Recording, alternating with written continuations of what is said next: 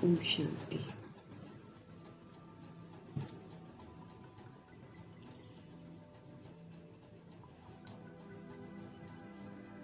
हम कौन, हमारे कौन और हमें क्या करना चाहिए को स्मृति में रखकर हर बात में बिंदी लगाकर शुभ भावना, शुभ कामना रखने की विधि बताकर हर तरह के हिसाब किताब से बचने की युक्ति बताने वाले, हम आत्माओं को फिर से बेदाग बनाने वाले शिव पिता परमात्मा जी का तहे दिल से हम सब धन्यवाद करेंगे और सभी आत्माओं की तरफ से भी धन्यवाद कर देंगे, क्योंकि जिनको नहीं मालूम है उनकी तरफ से भी धन्यवाद करना हम आत्माओं का फर्ज है, क्योंकि वो आत्माएं हम आत्माओं की वजह से परमात्मा से दूर है। इसलिए सभी की तरफ से धन्यवाद करते हुए ब्रह्मा जी की ही सारी बिरादरी है, इसलिए सभी की तरफ से ब्रह्मा जी का भी धन्यवाद करते हुए उनके भिन्न भिन्न रोल्स को देखते हुए अपने रोल्स को भी करेक्ट करने की समझ प्राप्त करने के लिए हम उनका तहे दिल से धन्यवाद करेंगे। सभी वर्ल्ड की सोल्स की तरफ से भी धन्यवाद करेंगे। धन्यवाद करते हुए दोनों शक्तियों को हाजिर नाजिर करते हुए, जबरदस्त लाइट्स हैं दोनों को हाजिर नाजिर करते हुए हम शिव पिता परमात्मा के महावाक्यों को उन्हीं से समझेंगे, उन्हीं को हाजिर नाजिर करेंगे। प्रभु की पढ़ाई है, प्रभु से ही समझेंगे, समझते हुए ये समझ हमारे आत्मा भाइयों को भी मिले, इसलिए समझ को सभी सोल्स के लिए समर्पित भी करेंगे। वो सभी आत्माएं जो प्रभु के बच्चे बन गए हैं परंतु अभी असमर्थ हैं या घरों में पीड़ित हैं या फिर हॉस्पिटलों में पीड़ित हैं, उन तमाम आत्माओं के लिए ये समझ समर्पित है। जहाँ कहीं भी वो मौजूद हैं, प्रभु जी की ये मुरली की ताकत उन तक पहुँचे और उन्हें ये जो ऊपर नीचे आई हुई अवस्थाएं हैं इससे बाहर निकलने की उनको क्षमता मिले, ये हम सबसे पहले दुआ करेंगे। प्रभु जी की मिल रही समझ जो है उन आत्माओं तक भी समर्पित है जो इस समय या तो माया के प्रकोप में है, या तो इविल स्पिरिट्स की प्रकोप में है, या फिर अलबेली है। उन तमाम आत्माओं के लिए भी हम प्रभु जी की समझ को समर्पित करेंगे ताकि उन आत्माओं में भी जागृति आए, वो भी अलर्ट हो जाएं, क्योंकि समाप्ति की वेला चल रही है। लगभग हम आखिरी वर्षों में पहुंच गए हैं, जिसका इशारा बाबा बार बार दे रहे हैं। तो सभी आत्माएं जो हैं, आत्मा भाई जाग जाएं और अपना पुरुषार्थ कर लें। दिल से हम सब दुआ करेंगे उन आत्माओं के लिए खास समर्पित जो इस समय रिद्धि सिद्धियों में अटक गई हैं, ब्लैक मैजिक में अटक गई हैं, दूसरों को बर्बाद कर रही हैं, खुद भी अपनी किस्मत को खराब कर रही हैं। ऐसी आत्माओं में भी जागृति आ जाए, वो भी हम आत्माओं के आत्मा भाई हैं। फिर भटकती हुई रूहें जो तमोगुणी हैं, उन आत्माओं के लिए भी समर्पित है ताकि सभी प्रभु से जुड़ें, क्योंकि प्रभु से जुड़ने से ही सभी सुधरेंगे। इसलिए प्रभु जी की समझ उन आत्माओं को भी समर्पित है। उन आत्माओं को भी समर्पित है जो उल्टे मार्ग पर चलकर उल्टी विद्या सिखाकर अपने साथ जोड़ रहे हैं, प्रभु से विस्मृत कर रहे हैं। उन आत्माओं को भी सद्बुद्धि आए, समय समाप्ति के पहले वो भी जग जाएं। दिल से हम सब दुआ करेंगे। प्रभु जी के अनमोल महावाक्यों की शक्ति प्रभु जी के उन बच्चों के प्रति भी समर्पित करेंगे जो प्रभु जी को छोड़कर वाम मार्ग में चल पड़े हैं। सभी का बुद्धि का योग सत्य परमपिता परमात्मा जी के साथ जुड़े और उनको आत्मघात करने से वैराग आ जाए, वापस प्रभु जी के पास समाप्ति के पहले आकर अपनी जो भी भूलें कर रखी हैं, पाप कर रखे हैं, उसका पश्चाताप करके अपने आप को कड़ी सजाओं से बचा लें। ये हम सब दिल से दुआ करेंगे। और हम सभी आत्माएं भी प्रभु की समझ को आत्मिक स्थिति में स्थित होकर स्वीकार करें, इसको अपने अंदर समाकर चित्त पर बिठाकर इसी के अनुसार हम चलें। ये भी हम दुआ करेंगे। दुआ करते हुए हम सब देखेंगे आज हमारे परमपिता परमात्मा हम आत्माओं के लिए कौन से ज्ञान रत्नों की सौगात लेकर आए हैं। मीठे मीठे बाबा बोले, मीठे बच्चे, सुख और दुख के खेल को तुम ही जानते हो। ये महज एक खेल चल रहा है। हम जब सत्य की स्मृति में हैं तो हम सुखी हैं, और जब हम सत्य की विस्मृति में हैं तो फिर हम दुखी हैं। तो ये सुख और दुख का खेल चलता है। ये समझ जो है ये बाबा से हमको अभी मिली है। हमारे जो परमपिता परमात्मा है, हमारे जो पिता हैं, वो हम आत्माओं को समझ देते हैं। आधा कल्प सुख है, सतयुग त्रेता युग हम सत्य की स्मृति में हैं तो हम सुखी हैं, और आधा कल्प है दुख, हम सत्य की विस्मृति में हैं तो हम दुखी हैं। बाप शिव पिता परमात्मा हम आत्माओं के पिता दुख हरने और सुख देने आते हैं, क्योंकि जब तक दुखों का कारण हमें पता नहीं चलता है तब तक तो हमारे दुख खत्म ही नहीं हो सकते हैं। इसीलिए आधा कल्प लगभग हम आत्माओं को भक्ति करते हो गया था, लेकिन हम गिरते ही चले जा रहे थे। भक्ति का विस्तार करते हुए भी हम दुखी ही होते जा रहे थे। तो आधा कल्प है दुख, गिरते जा रहे हैं, गिरते जा रहे हैं। अब बाबा हमको समझ कर देते हैं कि हमारा दुख का कारण क्या है। डॉक्टर्स जितने भी हैं वो हमारे जिस्म को देखते हैं। अब जिस्म की नॉलेज जो है वो तो आजकल वैरायटी है। आजकल के डॉक्टर्स को तो उतनी समझ भी नहीं है, क्योंकि अब ये जो अंतिम का समय है ये दवाइयों से ठीक होने वाला नहीं है, ये योग से ठीक होने वाला है, ये अपनी रियलाइजेशन से ठीक होने वाला है। ऐसे वाले रोग आ गए हैं, क्योंकि अब हमको पता चल गया है जब आत्मा को रोग लगता है तो इसका प्रभाव शरीर पर पड़ जाता है। आत्मा को रोग क्या लगता है? देह के भान का, देह के अभिमान का, काम क्रोध लोभ मोह अहंकार का, ईर्ष्या द्वेष का, अलबेलेपन का, सुस्ती का, वैराग सुस्ती का, और हम बिल्कुल ही नीचे नीचे गिरते जाते हैं ना, शूद्र एकदम बन जाते। तो इसके भी बाल बच्चे हैं बहुत सारे। वो सब चीज़ों का जब हम शिकार हो जाते हैं तो वो हमारे स्वास्थ्य को खराब करता है। वो तो फिर हमारे खान पान का, हमारे रहन सहन का, सारे तरीके हमारे तमोगुणी हो जाते हैं। तो ये जो तमोगुणी हमारे संस्कार बन जाते हैं, ये हमारे जो है ना रोगों का कारण अब दिन पर दिन बनते जाएंगे।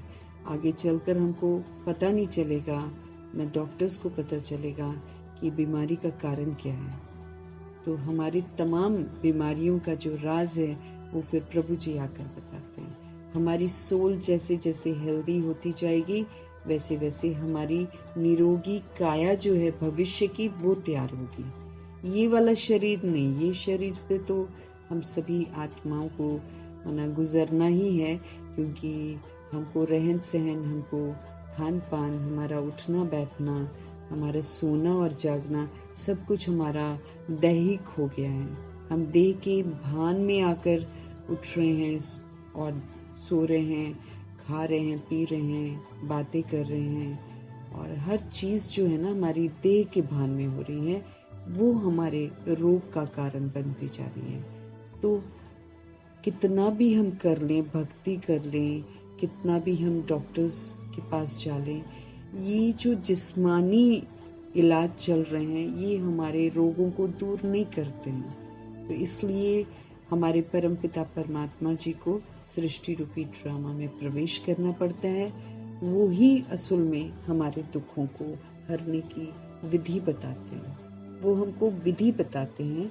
उस विधि को जैसे जैसे हम अपनाते जाएंगे वैसे वैसे हम इस शरीर रूपी राजधानी के मालिक बनकर, साक्षी होकर, नॉलेजफुल होकर इसको ठीक करेंगे। जितना बाबा कहते हैं अब हम हेल्दी सोचना शुरू करेंगे, जितना हम समर्थ सोचना शुरू करेंगे, तो वो हेल्दी और समर्थ सोच जो है वो इस शरीर को चलाएगी। रोग जरूर आएंगे हमको, लेकिन वो हमको क्षमता देगी, ताकत देगी इस शरीर के द्वारा सब कुछ चुकतो करने की। और जितना हम प्रभु के ज्ञान चिंतन में मगन रहेंगे, प्रभु चिंतन में मगन रहेंगे, स्व चिंतन में मगन रहेंगे और शुभ चिंतन, आजकल कितना ज्यादा बाबा हमारा ध्यान खिंचवा रहे हैं। सभी आत्माएं इस समय बीमार हो गई हैं। बीमार होने की वजह से वो एक दूसरे से जलती हैं, एक दूसरे का बुरा चाहती हैं, एक दूसरे को दुख देकर बड़ा खुश होती हैं। ये आज की अवस्था हो गई है। लेकिन प्रभु जी ने कल कितना सुंदर, वैसे भी बहुत दिनों से हमको समझा रहे हैं, सीजन मुरली में यही समझाया है बाबा ने कि तुम अपने को पूर्वज समझो, तुम पूजनीय आत्मा बन रहे हो, इसीलिए तुमको चोटें तो चारों तरफ से लगेंगी। लेकिन अगर तुम उन चोटों से बचना चाहते हो, अगर तुम उनके प्रभाव से प्रभाव मुक्त रहना चाहते हो, तो आपके पास अस्त्र और शस्त्र यही है, शुभ भावना, शुभकामना और दुआएं। बस किसी को भी देते जाओ, बस देते जाओ, बस देते जाओ। सोल बनकर दो, not as a body. As a body हम नहीं दे पाते हैं। बाबा क्या बोलते हैं, बेहद का वैराग आ जाए, सब कुछ खत्म होने वाला है। क्या करेंगे किसी के साथ दुश्मनी, और अगर कोई दुश्मनी कर भी रहा है तो क्यों मैं बनाऊं उसके साथ हिसाब किताब? क्यों ना मैं उसके लिए शुभ भावना, शुभकामना रखकर उसका जो अशुभ मेरी तरफ आ रहा है उस अशुभ को वहीं पर समाप्त करूं। ये बस ये अब हमको चारों तरफ से हमारी तरफ तीर आएंगे, चारों तरफ से 8 पेपर, मतलब चारों तरफ से वार होगा हमारे ऊपर। बाबा के बच्चे जो हैं उनके ऊपर चारों तरफ से 8 पेपरों का वार होगा। बचने की युक्ति बस एक ही है, शुभ भावना, शुभकामना और दुआएं। बस अगर हम ये देने में कामयाब हो जाते हैं, आत्मिक स्थिति में स्थित रहते हैं, फिर बाबा कहते वो जो 8 वार होंगे, उन 8 वार से बचाने की जो शक्ति है वो हमको प्राप्त हो जाएगी। बाबा फिर सुरक्षा कवच बना देंगे हमारे चारों तरफ, बशर्ते हम उनके कहे अनुसार चलें। अपने चित्त से पुरानी बातों को मिटा दें, अपने चित्त से उनके नाम रूप लेबल्स को मिटा दें। अब उनको रूहों के रूप में देखें। एक बीमार रूह जो है वही दूसरे का बुरा चाहती है। उस बीमार रूह को शुभ भावना, शुभकामना का जो सहयोग है वो हम दें, तब वो आत्मा कितना भी बुरा करेगी, लास्ट समय तक कई आत्माएं बुरा करेंगी, लेकिन मेरे को बचने का सुरक्षा कवच उसके प्रति शुभ भावना, शुभकामना है। इविल चारों तरफ से आएगा। हमको ध्यान रखना है हर एक बात का। बाबा हमको सावधान करते हैं, लेकिन हमको जिस विधि से बाबा हमारे दुख हरते हैं, हमको समझ देते हैं, हमको हमारी समझ से जो है ना, हमें समझ से निरोगी बनाते हैं। बाबा हमको ज्ञान रूपी संजीवनी बूटी देते हैं। फिर ज्ञान रूपी संजीवनी बूटी को प्रयोग में लाने की, वरदानों को प्रयोग में लाने की, स्वमानों को प्रयोग में लाने की ताकत के लिए फिर योग की विधि बताते हैं।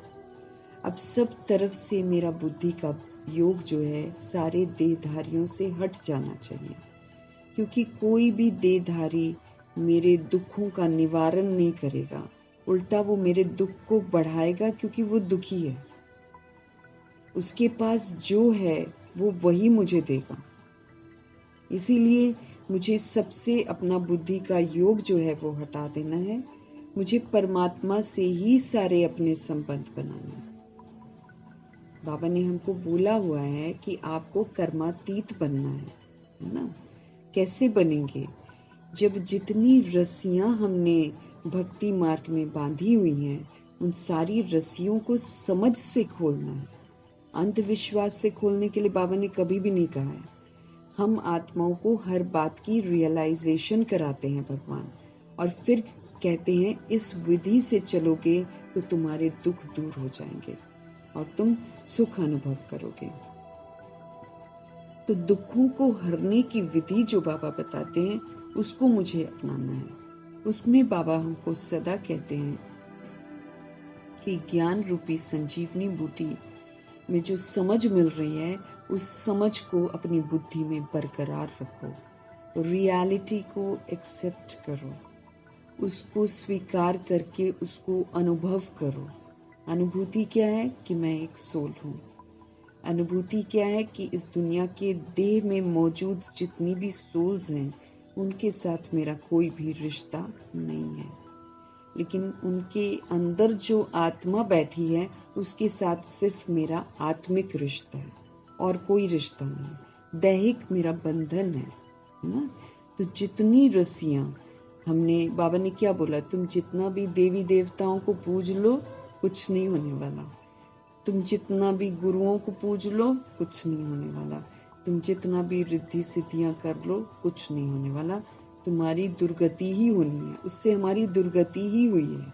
हम भक्ति मार्ग को देखेंगे, हमने बहुत सारी पूजाएं की हैं, ब्रह्मा जी ने तो 12 गुरु भी किए हैं, लेकिन इतना करने के बाद भी क्या हुआ? दुर्गति ही हुई है। समझ से हम बिल्कुल बेसमझ हो जाते हैं। तो जितनी रस्सियां मैंने बांध रखी हैं उन रस्सियों को मुझे खोलना ही पड़ेगा, और समय के पहले खोलकर प्रभु को सतगुरु बनाना है। प्रभु ही मेरा शिक्षक है, प्रभु ही मेरा बाप है, वही मेरा बच्चा है, वही मेरा साजन है, वही मेरा भाई बहन है, वही मेरा सब कुछ है। We need to realise the reality कि मैं एक सोल हूँ। एज अ सोल निराकार परमात्मा ही मेरा सब कुछ है। बाकी दुनिया में जितना मैं आत्मा विस्तार बनाती हूँ उसमें से एक भी मेरा सहारा नहीं है, एक भी नहीं। सारी रस्सियों को खोलना पड़ेगा, है ना? बाबा ने स्पष्ट किया हुआ है। कल जनक दादी का भी हम लोगों ने पॉइंट्स पढ़े थे। हमारे अंदर कोई भी एक चीज अगर रस्सी नहीं खोली है, भगवान हमको स्वीकार नहीं करेंगे। हमारे अंदर एक भी खामी रह गई, भगवान हमको स्वीकार नहीं करेंगे। अगर हमने कोई भी आधार बना रखा है अपनी बुद्धि में, अभी भी मैंने उसको छोड़ा नहीं है, भगवान मुझे स्वीकार नहीं करेंगे। अगर हम श्रीमत पर पूरा नहीं चलेंगे, भगवान मुझे स्वीकार नहीं करेंगे। स्वीकार नहीं करेंगे, अंत में हमको हवाले कर देंगे उसके जिस रस्सी को मैंने खोला नहीं है, उसके हवाले कर देंगे और कहेंगे आप वहां से मुक्त होइए, उसको भी मुक्त कीजिए और फिर आप अपने आप वापस घर जाना, क्योंकि भगवान तो साथ लेकर जाएंगे नहीं ना। ऐसी सोल्स को भगवान साथ में लेकर ही नहीं जाएंगे, और सबसे बड़ी बात है वो स्वीकार ही नहीं करेंगे उस आत्मा को। और जिसको प्रभु स्वीकार नहीं करेंगे उसकी तो दुर्गति हो गई, उसको सदगति में थोड़ी जा सकते हैं, वो 111 में नहीं जा सकते हैं। तो हर बात को हमको ध्यान में रखना है। भगवान दुख हरने की हमको विधि बताते हैं, ऐसे ही नहीं कि हम उनसे भक्ति में जैसे हम प्रार्थना करते हैं और सोचते हैं भगवान मेरे दुख हर लेगा। नहीं, यहाँ हमको समझ मिलती है। समझ को स्वीकार करके अगर हम उस समझ के अनुसार चलते हैं तो हम अपने दुख खुद ही खत्म करते हैं, और अगर हम नहीं समझते हैं तो फिर हम और अच्छे से दुख खरीदते हैं। हम आखिरी में अपने शरीर से बाहर निकल नहीं पाएंगे, हालांकि हम चाहेंगे कि हम निकल जाएं, क्योंकि जो अवस्था दुनिया की होगी उसमें हर आत्मा यही कहेगी कि मैं तो निकल जाऊं बॉडी से। इतना प्रकोप हो जाएगा हर चीज का, लेकिन सोल निकल नहीं पाएगी अगर उसने भगवान की मौजूदगी में रहते हुए सारी रस्सियां न खोली हुई हो। एक भी रस्सी बंधी हुई नहीं होनी चाहिए जो हमने भक्ति मार्ग में बांध रखी है। नहीं तो प्रभु जी हमको उनके हवाले कर देंगे। तो आधा कल्प जो दुख चलता है उसका राज बाबा हमको आकर बताते हैं कि देह का भान और देह का अभिमान और फिर उसकी कमी कमजोरियां, उसका जो विस्तार है वो हमारे दुख का कारण है। अब जब हम इस विस्तार को सार में ले जाएंगे, हम इस सेंस में स्थित हो जाएंगे, हम अंतर्मुखी हो जाएंगे, हम एक प्रभु को अपना सब कुछ बना लेंगे, बुद्धि का योग उन्हीं से रखेंगे, मेरे दुख दूर होते जाएंगे, मनसा के दुख दूर होते जाएंगे और उसका इफेक्ट फिर शरीर पर पड़ेगा। इस शरीर में तो हम कर्म भोग तो हमको चुकतू करना पड़ेगा ना, एंड तक रहन सहन का, खान पान का, ये तो हमको चुकतू करना पड़ेगा। लेकिन उसके बाद जो अनुभूति जो होती है ना दुख की, वो नहीं होगी अगर हम श्रीमत पर चलेंगे। हाय हाय नहीं करेंगे हम फिर, और भविष्य के लिए सुंदर काया बन जाएगी हमारी। सब कुछ हम कमा रहे हैं यहाँ पर, हमको ध्यान रखना है ये समय कमाई करने का, 2500 वर्ष की राजधानी की हम कमाई कर रहे हैं। जो कमाएंगे उतना ही हमको मिलेगा। ये सूक्ष्म कमाई है जो हमको करनी है। तो प्रभु जी राज बताते हैं कि आधा कल्प दुख क्यों हुआ, फिर हमारे जो शिव पिता परमात्मा है वो हमारे दुख को हरने के लिए आते हैं और सुख देने आते हैं। अब जो मिल रही समझ है प्रभु की, उसके अनुसार हम चलते हैं तो हम सुखी रहते हैं, और जब हम उसके अनुसार नहीं चलते हैं तो फिर हम दुख की प्राप्ति करते हैं। इस खेल को समझना है, हम आत्माएं ही खेलती हैं, इस बात को भी समझना है। प्रभु जी का आज का प्रश्न है, कई बच्चे किस एक बात में अपनी दिल को खुश कर मियाँ मिट्ठू बनते हैं, मीन्स खुद ही खुश हो जाते हैं कि हम ठीक चल रहे हैं, हम तो बहुत अच्छा पुरुषार्थ कर रहे हैं, हम तो मुरली पढ़ रहे हैं, हम तो योग लगा रहे हैं, है ना। तरह तरह की बातों को बुद्धि में रखकर खुश रहते हैं और मियाँ मिट्ठू बन जाते हैं, अपनी तारीफ खुद करते हैं। उत्तर है प्रभु जी का, कई समझते हैं कि हम तो संपूर्ण बन गए हैं, हम तो कंप्लीट तैयार हो गए हैं, ऐसे समझकर अपने दिल को खुश कर लेते हैं। ये भी मियाँ मिट्ठू बनना है। मीठे मीठे बाबा कहते हैं, मीठे बच्चे अभी तो बहुत पुरुषार्थ करना है, तुम पावन बन जाएंगे ना तो फिर दुनिया भी पावन चाहिए, राजधानी स्थापन होनी है, एक तो वहां जा नहीं सकता है, इतना पुरुषार्थ है। बाबा स्पष्ट करते हैं कि जब तक तुम द्वापर युग और कलयुग की आत्माओं को मुक्त नहीं करोगे तब तक तुम भी शरीर से मुक्त नहीं होगे। स्पष्ट करते हैं, अगर हम ध्यान से प्रभु जी की मुरली पढ़े तो यूं ही रीडिंग करें और खत्म कर दें और कहीं कि हमने पढ़ लिया है तो ये तो हमारी बेसमझी है। और जब हम ध्यान से पढ़ेंगे तो हमारे पास तो कितना कुछ करने को है, और उसमें से किया नहीं तो फिर हमारी खैर नहीं है। भगवान जी स्पष्ट करते हैं, लक्ष्मी नारायण के घराने में जाने का वर्षा बाबा देते हैं। अगर हम इस वर्षे को नहीं प्राप्त करते हैं तो सजाएं कितनी खाएंगे हम। कई सोल सोचती हैं कि 2500 वर्ष की राजधानी में तो हम आ ही जाएंगे, कोई बात नहीं, दास दासी बन जाएंगे। लेकिन दास दासी बनेंगे तो सजाएं भी बहुत खाएंगे, इस बात से बिल्कुल अनजान है। क्योंकि दास दासी जो बनते हैं वो उनको मोचरा खाकर मानी मिलती है, मतलब सजा देकर फिर 2 रोटी मिलती है। तो मियाँ मिट्ठू तो हमको बनना ही नहीं है, हमारे पास तो बहुत कुछ है करने के लिए। जब तक हम सब कुछ छोड़ छाड़ कर बुद्धि का योग इसमें नहीं लगाते हैं तब तक तो हम पूरा कर भी नहीं सकते हैं। अब तो टाइम भी नहीं है, अब अगले साल हमको थोड़ी इतना टाइम मिलेगा। इस साल के अप्रैल में हम प्रवेश कर गए हैं, भाग रहे हैं, हर दिन भाग रहे हैं। और ये भागता ही चला जाएगा। थोड़े समय में देखना बाबा मिलन फिर हो रहा है, और ये न जाने लास्ट है कि क्या है, हमको तो नहीं पता, लेकिन हम समाप्ति की ओर यकीनन जा रहे हैं। अब इससे अनजान बनकर अगर हम दुनिया का विस्तार करने में लगे हुए हैं, या नजरअंदाज करते हैं, या फिर बोलते हैं हम तो बस इतना सुन लेंगे, बस मुरली खाली सुनने से, खाली ऑडियो सुन लेते हैं मुरली का, तो उससे थोड़ी कुछ हो जाएगा। वो तो करेक्शन कौन करेगा? पाप आत्मा है हम लोग। तो पाप आत्मा से हमको पुण्य आत्मा बनना है, हमको खुद भी मुक्त होना है, हमको दूसरों को भी मुक्त करना है, हमको खुद भी पवित्र बनना है। फिर जो मैंने भारत को अपवित्र बना रखा है, प्रकृति को अपवित्र बना रखा है, तत्वों को अपवित्र बना रखा है, इसको भी तो ठीक करना है।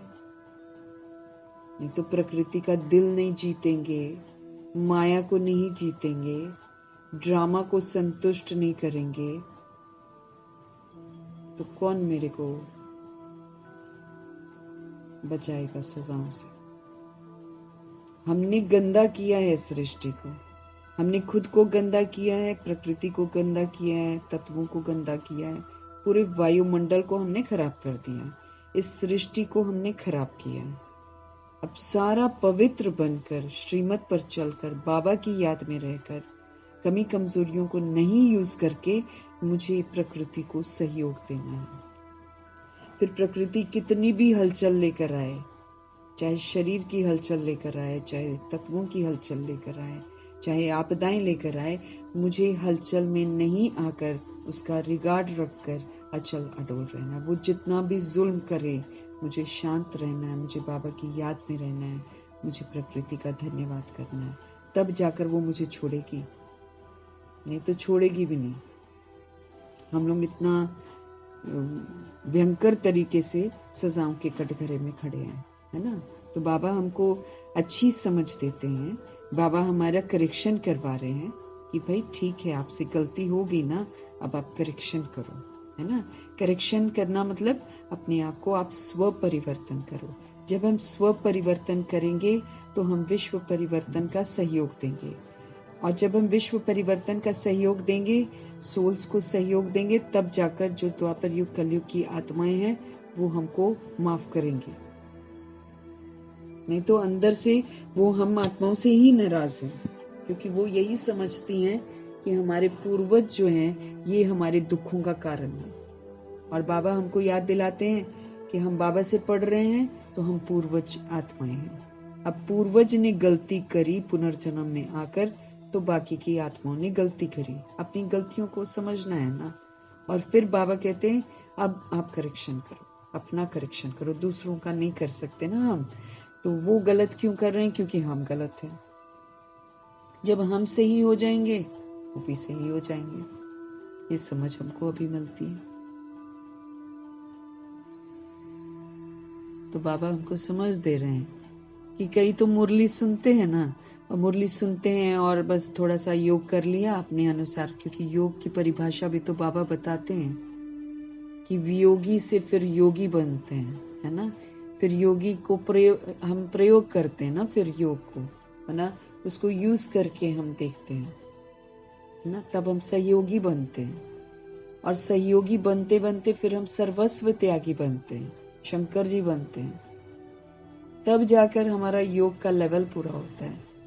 फिर ज्ञान जो हम सुनते हैं, अगर हम सुनते हैं कि हम आत्मा हैं, तो फिर प्रैक्टिकल में आत्मा बनकर पाठ बजाना है, फिर सभी को रूह देखना है, फिर सभी के साथ सतोगुनी पाठ बजाना है, पुराना सारा बिंदी लगाना है, पुरानी जो रिकॉर्डिंग मैंने कर रखी है उस पर नई वाली रिकॉर्डिंग करनी है आत्मा की। पुरानी रिकॉर्डिंग में शरीर की रिकॉर्डिंग है, उसमें नाम रूप के लेबल्स लगे हुए हैं, अब उस पर मुझे करनी है आत्मा की रिकॉर्डिंग। तो कितना पुरुषार्थ है मेरे पास। खाली रीड करने से तो हम तो बचने वाले नहीं हैं, इसलिए बाबा ध्यान खिंचवा रहे हैं कि अपने को मियाँ मिट्ठू समझते हैं। मियाँ मिट्ठू कौन होता है?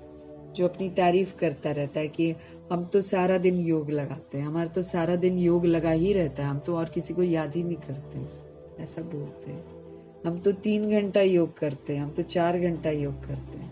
प्रभु जी आकर बताते हैं कि 2 मिनट का भी योग नहीं है किसी का। क्यों? क्योंकि योग देह के भान में करना ही नहीं है। इस देह के भान को मिटाकर कनेक्शन जुड़ता है, उसके बिना तो वो जुड़ता भी नहीं है। फिर हमको पूरा चार्ज होना है, सबसे बड़ी बात है। हम बिल्कुल डिस्चार्ज हो गए हैं, अब हमको चार्ज होना है। हम छोटी छोटी बातों के लिए दूसरों पर निर्भर हैं, हमको तो पूरा चार्ज होना है भगवान से कनेक्ट होकर, और चार्ज होकर फिर दूसरी सोल्स को भी जागृत करना है ताकि वो भी चार्ज हो जाए, वो भी प्रभु से जुड़े, मुझसे न जुड़े। ये भी बहुत बड़ा होमवर्क है। अगर कोई सोल हम लोग को याद करती है, कल कैसे समझाया था जनक दादी ने, अगर कोई मुझे याद करता है, किसी को मेरे से ममत्व है, तो भी बाबा मुझे स्वीकार नहीं करेंगे। और अगर मेरा किसी से ममत्व है तो भी मुझे स्वीकार नहीं करेंगे। गंदे, है ना, हम फिर गंदे कैटेगरी में आएंगे। अगर कोई हमारा रिश्तेदार हमको याद करता है तो मेरे को रिश्तेदार के पास भेज देंगे, जाओ उसके पास, भगवान स्वीकार नहीं करेंगे। जैसे वो भाई दीदी को याद कर रहा था मरते समय, भगवान ने भेज दिया उसके पास, जाओ वहीं पर भटको और वहीं पर मुक्त हो। अब दीदी को भी उसका पूरा करना पड़ा, मेहनत योग लगाना पड़ा 1 वर्ष, उसके बाद जाकर वो मुक्त हुआ।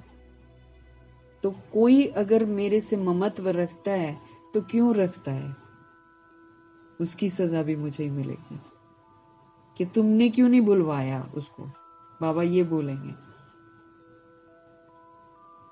तो किसी को भी हमारा नाम रूप लेबल याद ना आए, किसी को भी नहीं। कोई रिश्ते में जो है ना, बच्चे हैं चाहे कुछ है, वो भी मुझे याद ना करें। अगर वो मुझे याद करेंगे या मेरे साथ अटैचमेंट उनको हो जाएगी, मेरे को उसी के पास भेजेंगे, जाओ उसको मुक्त करो और तुम भी खुद मुक्त हो जाओ। बाबा अव्यक्त बाप दादा ने बोला हुआ है, जब तक तुम दूसरों को मुक्त नहीं करोगे तुम भी शरीर से मुक्त नहीं होने वाले। भले जितना मर्जी तड़प का वायुमंडल हो, चारों तरफ तड़प ही होगी ना, लाशें ही लाशें होंगी, कब्र ही कब्र होगी चारों तरफ, डेड बॉडीज। खाने को कुछ नहीं होगा, फिर खौफ आएगा, डर भी लगेगा, क्योंकि पूरा होमवर्क नहीं किया ना, तो डर भी लगेगा हमें। मजाक नहीं समझना है हमको, मजाक समझते हैं इसलिए विस्तार को सार में नहीं लाते हैं।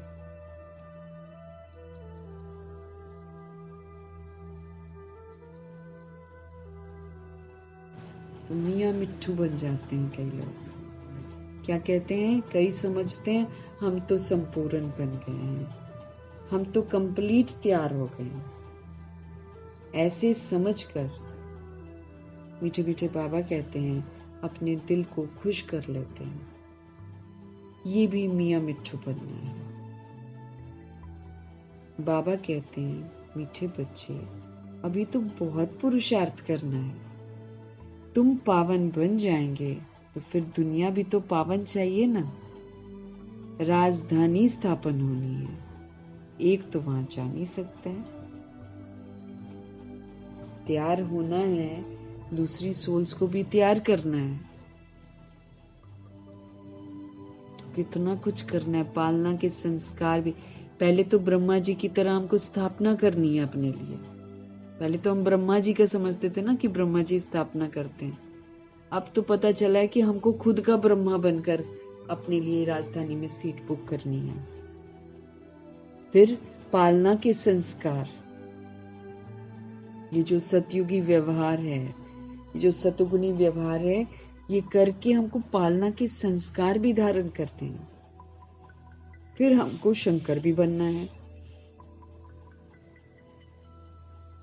हमको शंकर भी बनना है।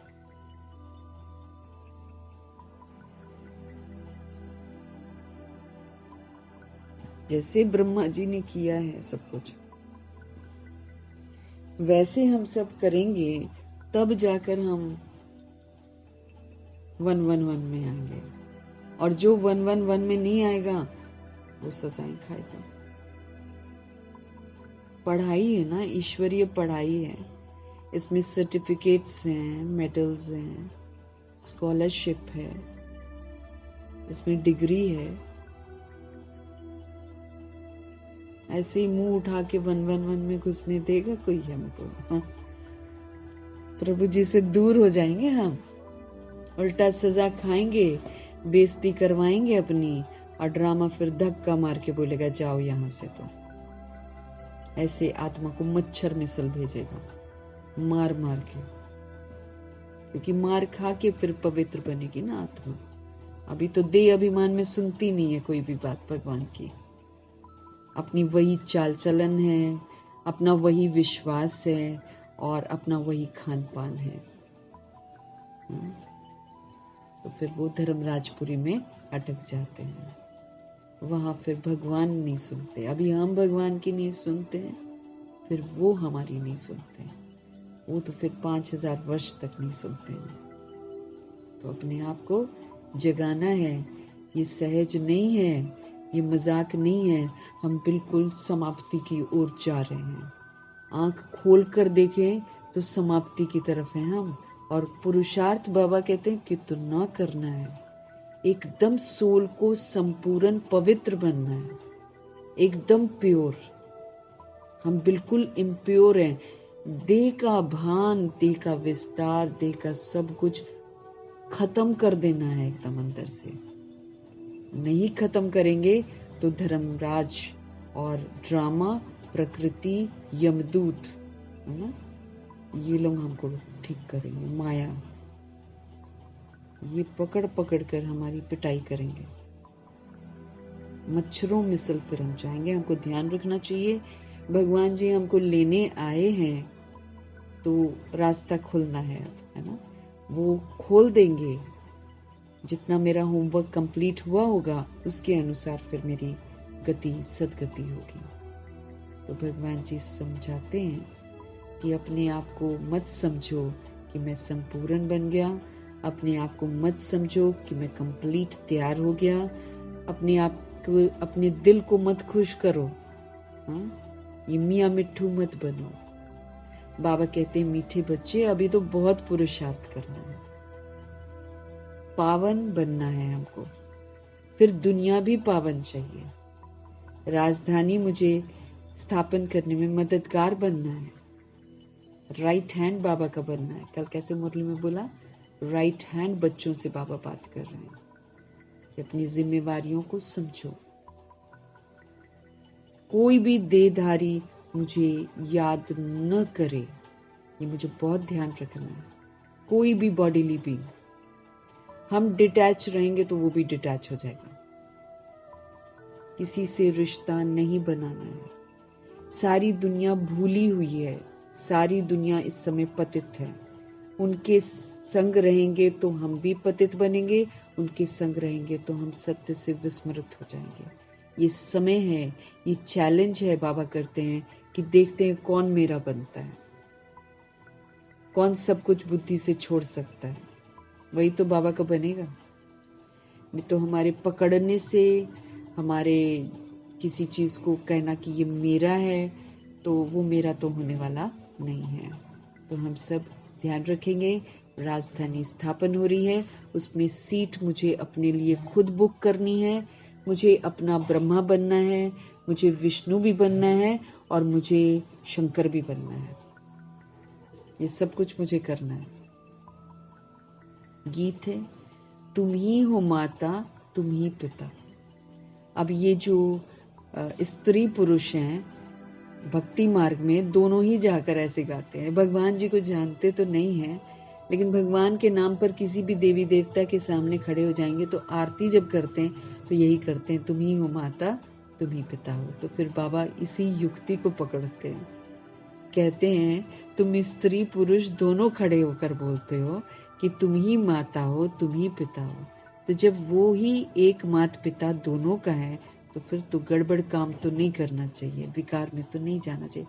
बस इसी युक्ति से बाबा ना आत्माओं को ये काम विकार से छुड़ाते हैं।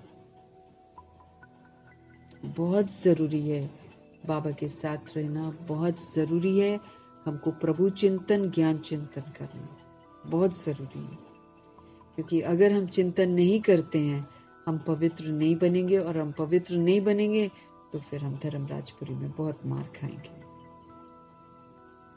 ओम शांति। अभी पवित्र बनना इसलिए भी जरूरी है क्योंकि अभी पांचों विकार एक साथ हमला करेंगे। अभी बहुत सारी सोल्स शरीर छोड़ रही हैं, जो सुइसाइड कर रही हैं, उनको बॉडी नहीं मिलेगी, वो सब इधर उधर भटकेंगे। इसीलिए प्रभु का एक सुरक्षा कवच बनाकर ही घर से बाहर निकलना है। बच्चों के साथ भी सुरक्षा कवच बनाकर ही भेजना है, लेकिन तब भेजेंगे ना जब हम बिल्कुल सच्चे होंगे। ऐसे ही मुंह से बोल दिया और श्रीमत पर हम चले नहीं, फिर नहीं सुरक्षा होगी। ये ध्यान रख लेना कि कल को कोई हादसा हो तो आप कहो कि हमने तो सुबह ऐसे बोला था लेकिन भगवान ने तो रक्षा नहीं की। अपने गिरेबान में झांक कर देखना है, क्या हम श्रीमत पर चलते हैं? श्रीमत पर चलेंगे तो रक्षा हो जाएगी, फिर तो प्रभु जी बचा देंगे। लेकिन श्रीमत पर हम नहीं चल रहे हैं, सिर्फ ऊपरी ऊपरी कर रहे हैं, तो फिर तो यहाँ पर छल कपट नहीं चलता ना। यहाँ तो सच्चाई और सफाई से हमको चलना है। तो ध्यान रखना है, वार हमला करने वाले हैं और पांचों विकार एक साथ हमला करेंगे। आत्माओं को समझ ही नहीं होगी कि हम कर क्या रहे हैं।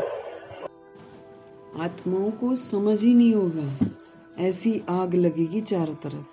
तो जब बाबा कहते तुम्हारे अंदर की आग जब बुझ जाएगी और तुम शीतल हो जाओगे, तभी तुम बाहर की आग को खत्म कर सकोगे। अब मेरे को दृश्य थोड़ी देखना, कल जैसे बाबा ने क्या बोला कि तुम देखने वाले थोड़ी बनोगे कि वो मर गया वो मर गया, लेकिन तुम ये तो सोचो वंचित रह गया, वो ज्ञान से वंचित रह गया। मैं खुद ज्ञान में नहीं चली और न मैंने उसको चलवाया, उसको भी अंधकार में रखा और उसने शरीर छोड़ दिया। सारा पाप किस पर आएगा? हम पर आएगा। तो इसीलिए आग तो लगने वाली है, 5 विकारों की आग जबरदस्त लगने वाली है। ओ कोई भी 90 के शरीर में सोल होएगी ना, उसको भी आग लगने वाली है, उसको भी विकार की आग लग जाएगी। हो रहे हैं ना हादसे आजकल, मतलब अजीबो गरीब। जिस रिलेशन में सोचते नहीं है कि ऐसा होगा, वो रिलेशन भी ऐसे कर रहा है। तो अब तो आग लग रही है ना। समझना चाहिए हमको हर बात ना, कि हम यूं ही बैठकर थोड़ा सा मुरली पढ़ लेंगे और बस हम चल पड़ेंगे। आग लगेगी अभी। We are not safe anywhere जब तक हम पवित्र नहीं हैं। अगर हम पवित्र रहते हैं, बाबा की श्रीमत पर चलते हैं, दैहिक भान को मिटा दिया है, तभी किसी को मेरी देह दिखाई नहीं देगी। अगर मुझे बॉडी कॉन्शियसनेस है, अगर मैं अपने शरीर को देखती हूँ और इसका अभिमान करती हूँ, जितने भी लोग हैं ना, सबको मेरा शरीर ही दिखाई देगा। ओ फिर हम खतरे में हैं। हमको ऐसा बनना है कि किसी को मेरा शरीर ही नजर ना आए, और वो तब होगा जब मैं चलते फिरते अपने आप को आत्मा समझूंगी और आत्मा समझकर पाठ बजाऊंगी। फिर मेरे बॉडी को कोई नहीं देखेगा। फिर भले चारों तरफ आग लगी हो, उस आग का सेक मुझे नहीं लगेगा। लेकिन अगर मैंने अपने बॉडी कॉन्शियसनेस को खत्म नहीं करवाया, मैंने अपने बॉडी को देखा या बच्चों की बॉडी को देखा या युगल की बॉडी को देखा और उसका अभिमान किया, तो फिर आग तो लगनी लगनी है, सेक लगेगा ही लगेगा। हर बात का हमको बिल्कुल ध्यान रखना है। बाबा ने पहले ही बोल दिया, बच्चे चारों तरफ की आग लगेगी।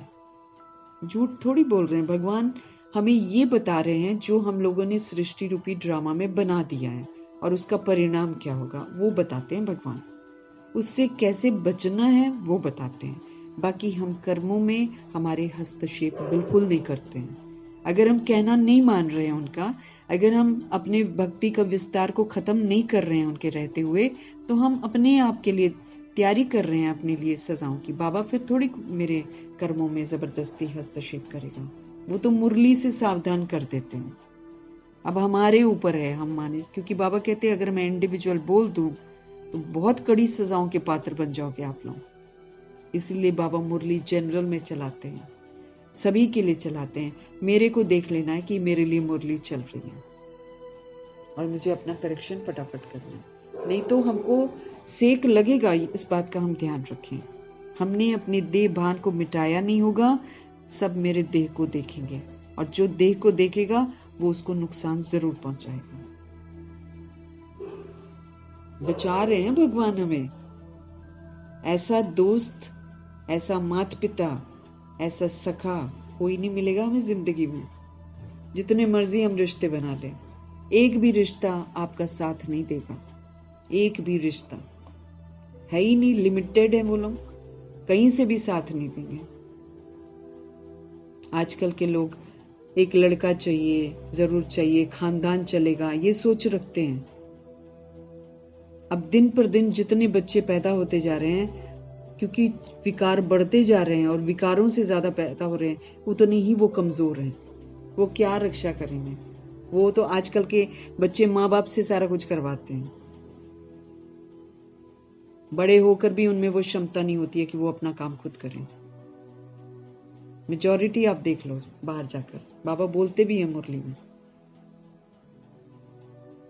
तो इंसान जो सोचता है ना, उसको जस्ट उल्टा होने वाला है। इसलिए हमको पहले ही जाग जाना है।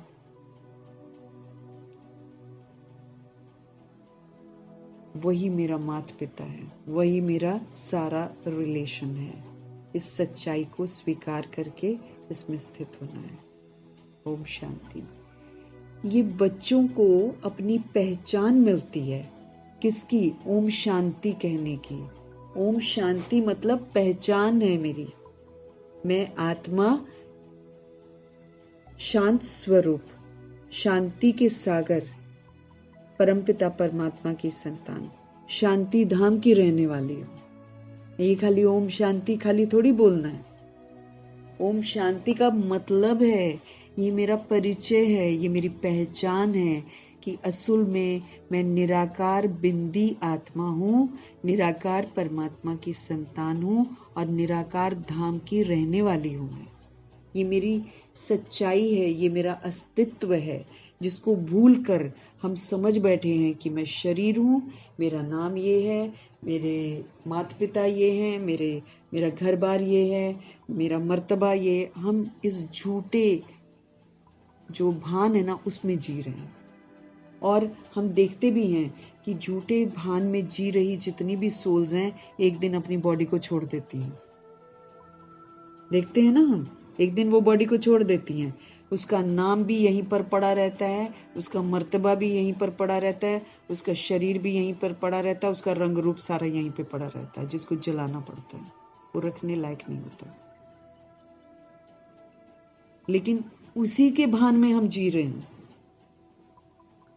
अब बाबा आकर हमको समझ देते हैं, ओम शांति सिर्फ ओम शांति नहीं है, ओम शांति मुझ आत्मा का परिचय है। ये मेरी पहचान है कि मैं आत्मा, शांत स्वरूप आत्मा, शांति के सागर परमपिता परमात्मा की संतान, शांति धाम की रहने वाली हूँ। इस स्मृति में रहकर ओम शांति बोलकर दूसरी सोल को भी वही ग्रीट करते हैं कि वो भी एक आत्मा है, वो भी परमात्मा का बच्चा है, वो भी परम धाम निवासी है। तो बाबा कहते हैं ये ओम शांति जो है, ये बच्चों को अपनी पहचान मिलती है। इस पहचान के साथ जीने की समझ दे रहे हैं भगवान। जब हम इस पहचान से जी लेंगे, बहुत काल तक जी लेंगे, तब जाकर हम सजाओं से मुक्त हो जाएंगे। क्योंकि हमने सजाएं अपने आप को बॉडी समझकर बना रखी हैं। बॉडी के भान में हमने इस सृष्टि रूपी ड्रामा में जमीनें ली हैं, जमीनों को तोड़ा है, मरोड़ा है, मना कितने जन्म हमने किए हैं ये काम। अब हम दूसरे के घर में जाएं और उसके घर में तोड़फोड़ करें तो निकाल कर बाहर नहीं फेंकेगा। तो इसी तरीके से हम परम धाम से बिंदियां आई हुई हैं, लेकिन शुरू में सृष्टि ने हमको बहुत अच्छे से रखा। फिर जैसे जैसे हमारे बॉडी कॉन्शियसनेस आया, वैसे वैसे हमको आया कि ये मेरा है, ये मेरा है, ये मेरा है।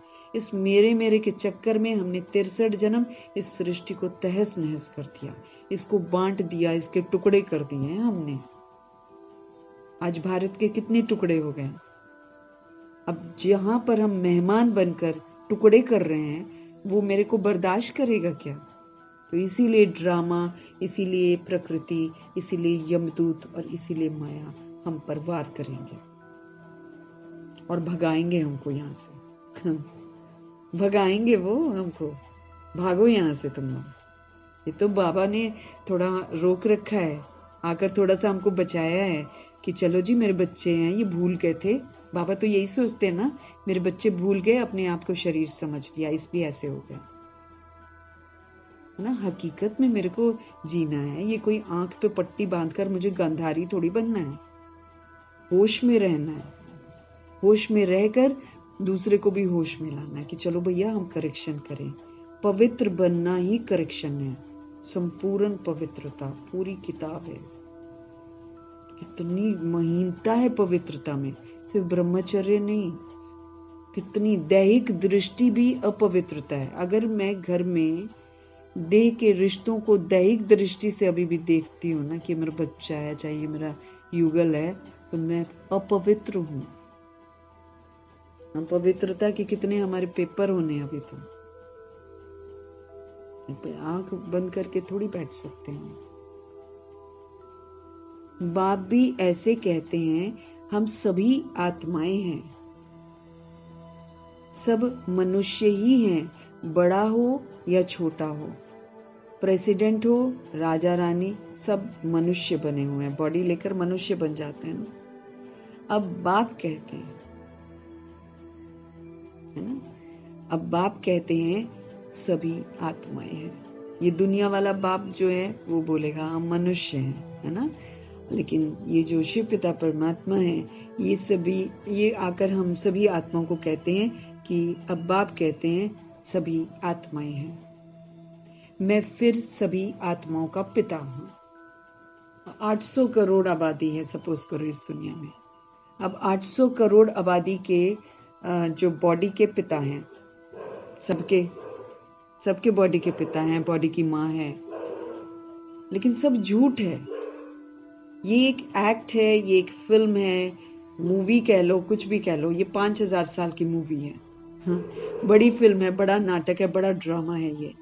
तो इसमें बड़ा हो, छोटा हो, प्रेसिडेंट हो, राजा रानी हो, बाबा कहते सब मनुष्य हैं ऐसा समझते हैं, लेकिन बाबा अब बताते हैं कि ये जो दिख रहे शरीर हैं, इसके अंदर जो है आत्मा है, वो आत्मा सत्य है, शरीर तो सब झूठ है। ये सब मरमरा जाते हैं, ये सब परिवर्तनशील हैं, एक जैसे थोड़ी रहते हैं। बचपन में कैसे होते हैं, फिर टीनेज कैसे होता है, फिर यूथ कैसा होता है, फिर उसके बाद वृद्ध अवस्था कैसी होती है, सब गुजरते हैं इसमें से। ये तो आजकल का समय आ गया है कि वो सोचते हैं, इतराते हैं कि हम ये हैं, हम वो हैं, लेकिन सभी उस अवस्था से गुजरते हैं। तो बाबा आकर अब हमको समझ देते हैं कि भाई सभी आत्माएं हैं, और जितनी भी आत्माएं बॉडी में मौजूद हैं, सबके पिता परम पिता परमात्मा ही है। इसीलिए बॉडी का पिता क्यों नहीं रक्षा कर देता है बच्चे की? अगर भगवान, अगर वो पिता है तो बच्चे को कोई प्रॉब्लम होती है, क्यों नहीं ठीक कर देता है? वो भी उसको बोलता है भगवान को याद करो, क्यों बोलता है? क्यों नहीं कर देता है रक्षा? उड़ के चला जाएगा कहीं पर, अगर बच्चा कहीं खतरे में है तो बाप जो शरीर का वो उड़कर पहुंच जाएगा। तो अभी तो खतरों की दुनिया में हम जी रहे हैं, सारी दुनिया में खतरे ही खतरे हैं। हम बाहर गए, हम वापस आएंगे कि नहीं आएंगे कोई गारंटी नहीं है। अब तो वो दौर से हम गुजर रहे हैं।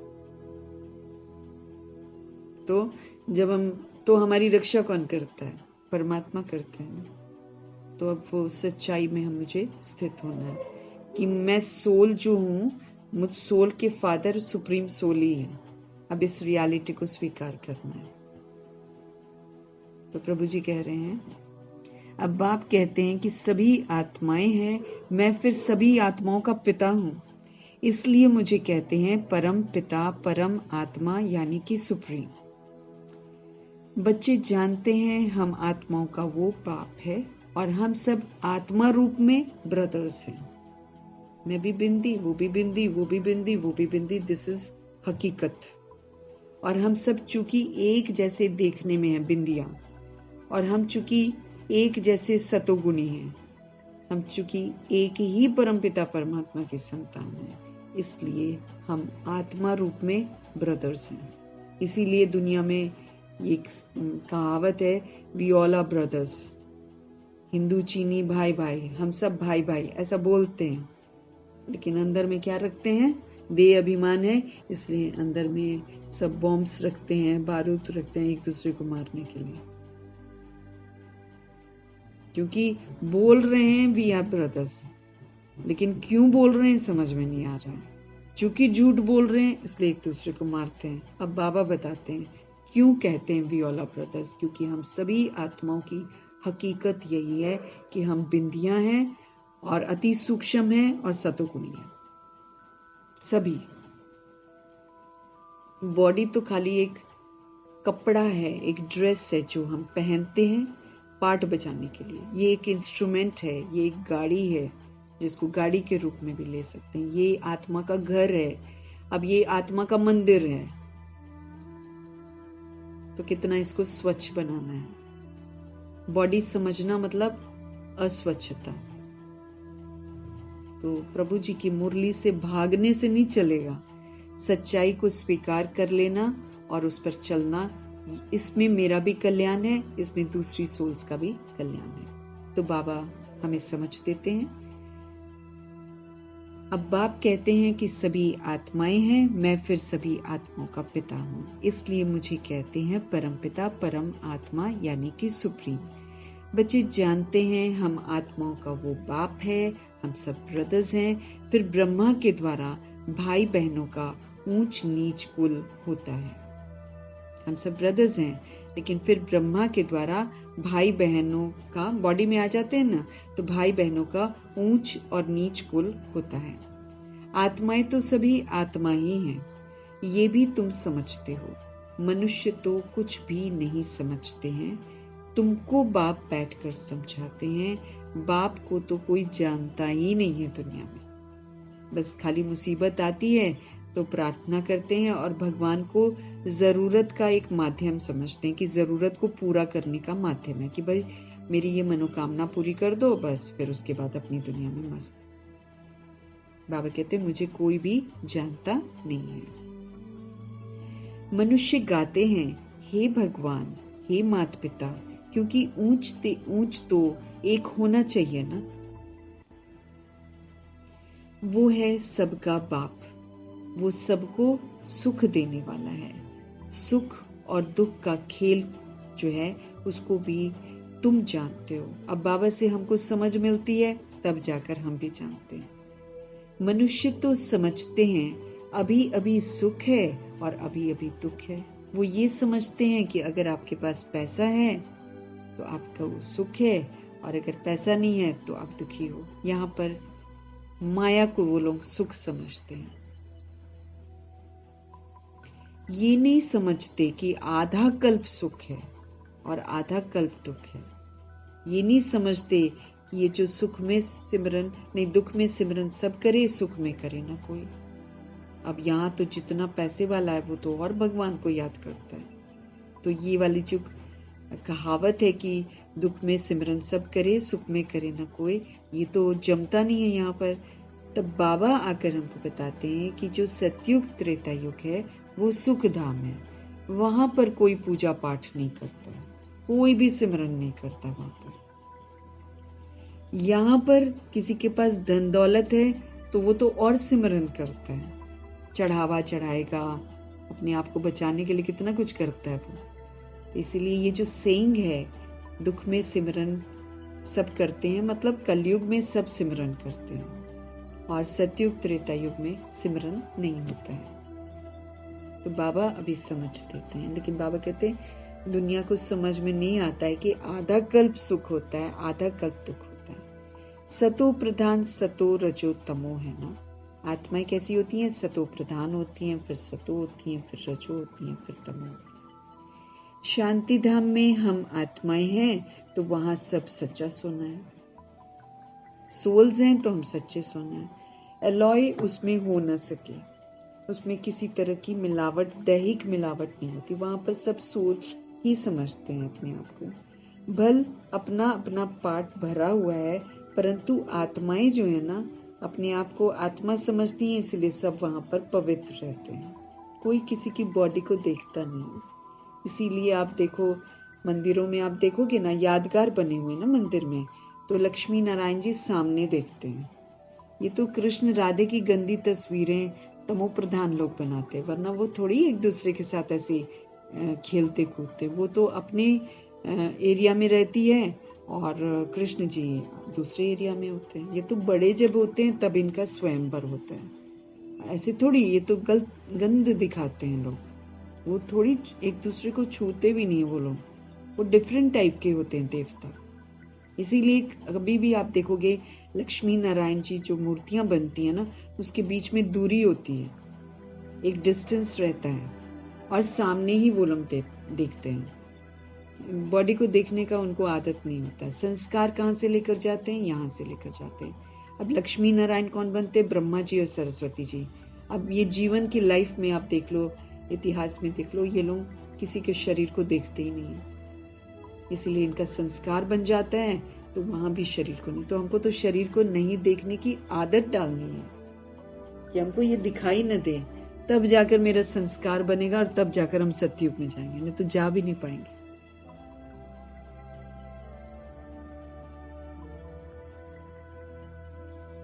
बाबा कहते हैं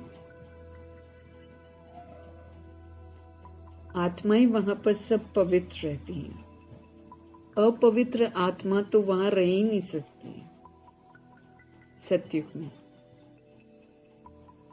इस समय बाबा कहते फिर कोई पवित्र नहीं है यहाँ पर। तो हम लोग में से कोई भी पवित्र सोल नहीं है। हाँ, पवित्र बनते हैं जब पूरा हो जाते हैं, सोल पूरा पवित्र हो जाती है, तब वो बॉडी छोड़ देती, फिर वो नहीं रहेगी। जैसे मम्मा बहुत जल्दी अपना होमवर्क कंप्लीट किया। मम्मा ने 14 इयर्स तपस्या करी और फटाफट, टीनेज थी वो तो ना, है ना, बॉडी तो उनकी टीनेज वाली थी, 17 ईयर ओल्ड थी ना जब वो बॉडी से, तो जब वो ज्ञान में आई हैं और उसके बाद समर्पित हो गई हैं। बड़े जल्दी जल्दी उन्होंने 14 इयर्स में अपना पूरा आत्मा का पाठ पक्का किया, और फिर आबू में आकर 50 में मुरलियां शुरू हुई और 65 में उन्होंने अपनी बॉडी को छोड़ दिया। पवित्र बन गई तो वो पवित्र जो है वो फिर अपवित्र शरीर में नहीं रहेगी ना। इंस्टेंट छोड़ दिया, फिर उन्होंने अपना होमवर्क कंप्लीट किया। तो वहां बाबा कहते हैं अपवित्र आत्मा तो जा ही नहीं सकती है। यहाँ पर फिर कोई भी पवित्र आत्मा नहीं है, बॉडी पवित्र नहीं हो सकती ना यहाँ पर। इस समय फिर कोई भी पवित्र आत्मा यहाँ हो न सके। तुम ब्राह्मण कुलभूषण भी पवित्र बन रहे हो। हम सभी ब्राह्मण कुलभूषण हैं, हम सभी पवित्र बन रहे हैं। हम ब्राह्मण कुल का श्रृंगार हैं, और फिर हम बाबा से शिक्षाएं लेकर पवित्र बन रहे हैं। तुम अभी अपने को देवता नहीं कह सकते हो, वो तो संपूर्ण निर्विकारी होते हैं जो देवता होते हैं। तुमको थोड़े ही संपूर्ण निर्विकारी कहेंगे। भल कोई भी हो सिवाय देवताओं के और किसी को भी संपूर्ण निर्विकारी देवता कह नहीं सकते हैं, है ना। ये बातें भी तुम ही सुनते हो, ज्ञान सागर के मुख से हम सुनते हैं, प्रभु जी के मुख से हम सुनते हैं। ये भी जानते हो ज्ञान सागर एक ही बार आते, बार बार ड्रामा में बाबा हमको नहीं मिलता है। सतयुग में भी बाबा नहीं आते हैं, त्रेता युग में भी नहीं आते हैं, द्वापर युग में भी नहीं आते हैं, कलयुग के बिल्कुल अंतिम 100 वर्षों में आते हैं। उसमें भी हम सब नंबरवार उनको पहचानते हैं और उनके बनते हैं। कई तो फिर बनते ही नहीं और संगम युग बीत जाता है। तो ये भी जानते हो कि ज्ञान सागर एक ही बार आते हैं। मनुष्य तो पुनर्जन्म लेकर फिर आते हैं। कोई कोई ज्ञान सुनकर गए हैं, संस्कार ले गए हैं, तो फिर आते हैं, आकर सुनते हैं। समझो 6-8 वर्ष वाला होगा तो कोई न कोई में अच्छी समझ भी आ जाती है। आत्मा तो वही है ना। अब कई सोल्स हैं जो पिछले जन्म में ले रही थी ज्ञान, है ना, लेकिन अधूरा रह गया, तो वो दोबारा, वरना तो सबका आखिरी जन्म है ना।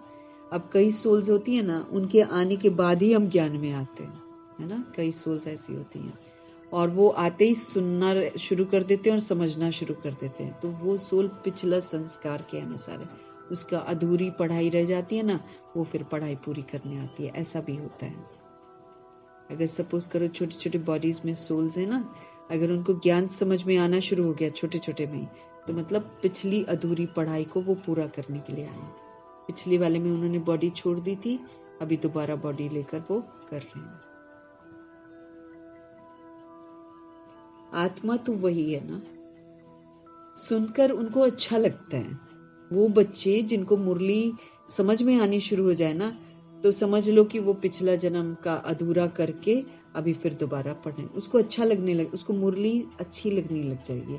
और जो नहीं होंगे इसके ना, उनको मुरली अच्छी नहीं लगेगी। आत्मा तो वही है ना, सुनकर उनको अच्छा लगता है। आत्मा समझती है हमको फिर से बाप का वही ज्ञान मिल रहा है, अंदर में खुशी रहती है, औरों को भी सिखलाने लग पड़ते हैं, फुर्त हो जाते हैं। जैसे लड़ाई वाले वो संस्कार लेकर जाते हैं तो छोटेपन में ही उसी काम में खुशी से लग जाते हैं। कईयों को, अब कई लोग हैं छोटे में ही उनको आर्मी ज्वाइन करना पसंद आता है, या फिर नेवी समझ में आता है, मतलब जो पिछले संस्कार होते हैं ना वो उनको अट्रैक्ट करते हैं। तो वो छोटेपन में ही आजकल बिल्कुल छोटे छोटे बॉडी में शास्त्रों को वो करते हैं, छोटे छोटे बॉडी में कंप्यूटर का उनको बहुत अच्छा नॉलेज होता है। क्यों? पिछले जन्म के संस्कार है ना। जैसे आजकल के समय में बच्चे, जब छोटे छोटे जो बच्चे होते हैं ना, उनके हाथ में मोबाइल दे दो तो वो फटाफट मोबाइल सीख लेते हैं। दादियों के हाथ में तो दादियां मोबाइल नहीं यूज कर पाती थी। क्यों? क्योंकि उनके समय में पिछले जन्म में मोबाइल तो था ही नहीं, उनके तो कितनी देर बाद मोबाइल आए हैं, है ना, इसलिए उनको यूज करना नहीं आता है। लेकिन आजकल के बच्चों को यूज करना क्यों आता है? लोग सोचते हैं, फिर इतराते हैं हमारे छोटे बच्चे तो कितना मोबाइल को यूज कर लेते हैं। लेकिन नहीं, अभी तो बॉडी छोड़ी थी ना उन लोगों ने पिछले जन्म में, उस समय मोबाइल था, तो वो मोबाइल यूज करके ही तो आए हैं, इसलिए उनके अंदर में संस्कार है, इसलिए छोटे होते ही वो यूज कर लेते हैं। हर बात को हमको समझना है। पहले हम लोग भी सोचते थे, छोटे छोटे बच्चों का कोई टैलेंट गीत सुन रहा है या कोई कुछ भी करके दिखा रहा है, तो हम सोचते कितना छोटा बच्चा है और देखो कैसे कर रहा है। अब पता चल रहा भैया पिछली बॉडी में वही करके आया है, इसीलिए उसके अंदर में संस्कार स्ट्रांग है। नहीं तो कहाँ से शास्त्र सुना देगा, कहाँ से दोहे सुना देगा, ऐसे सुना देगा क्या?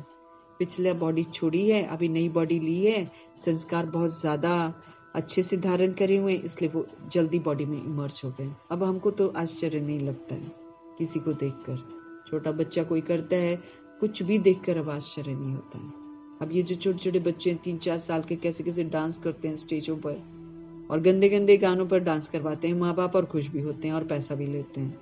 ये सब कौन है? ये वही हीरो और हीरोइंस हैं जिन्होंने शरीर छोड़े हुए और दोबारा जन्म लिया हुआ है। अब पता चलता है ना हमको। तो ये जो छोटे छोटे बच्चे मोबाइल यूज कर रहे हैं ना, अभी पिछली बॉडी उन्होंने छोड़ी है, तो अभी तो मोबाइल्स तो आए हुए हैं ना, तो मोबाइल को यूज किया हुआ है उन्होंने, इसलिए आराम से यूज कर रहे हैं। इसमें आश्चर्यचकित होने की बात ही नहीं है।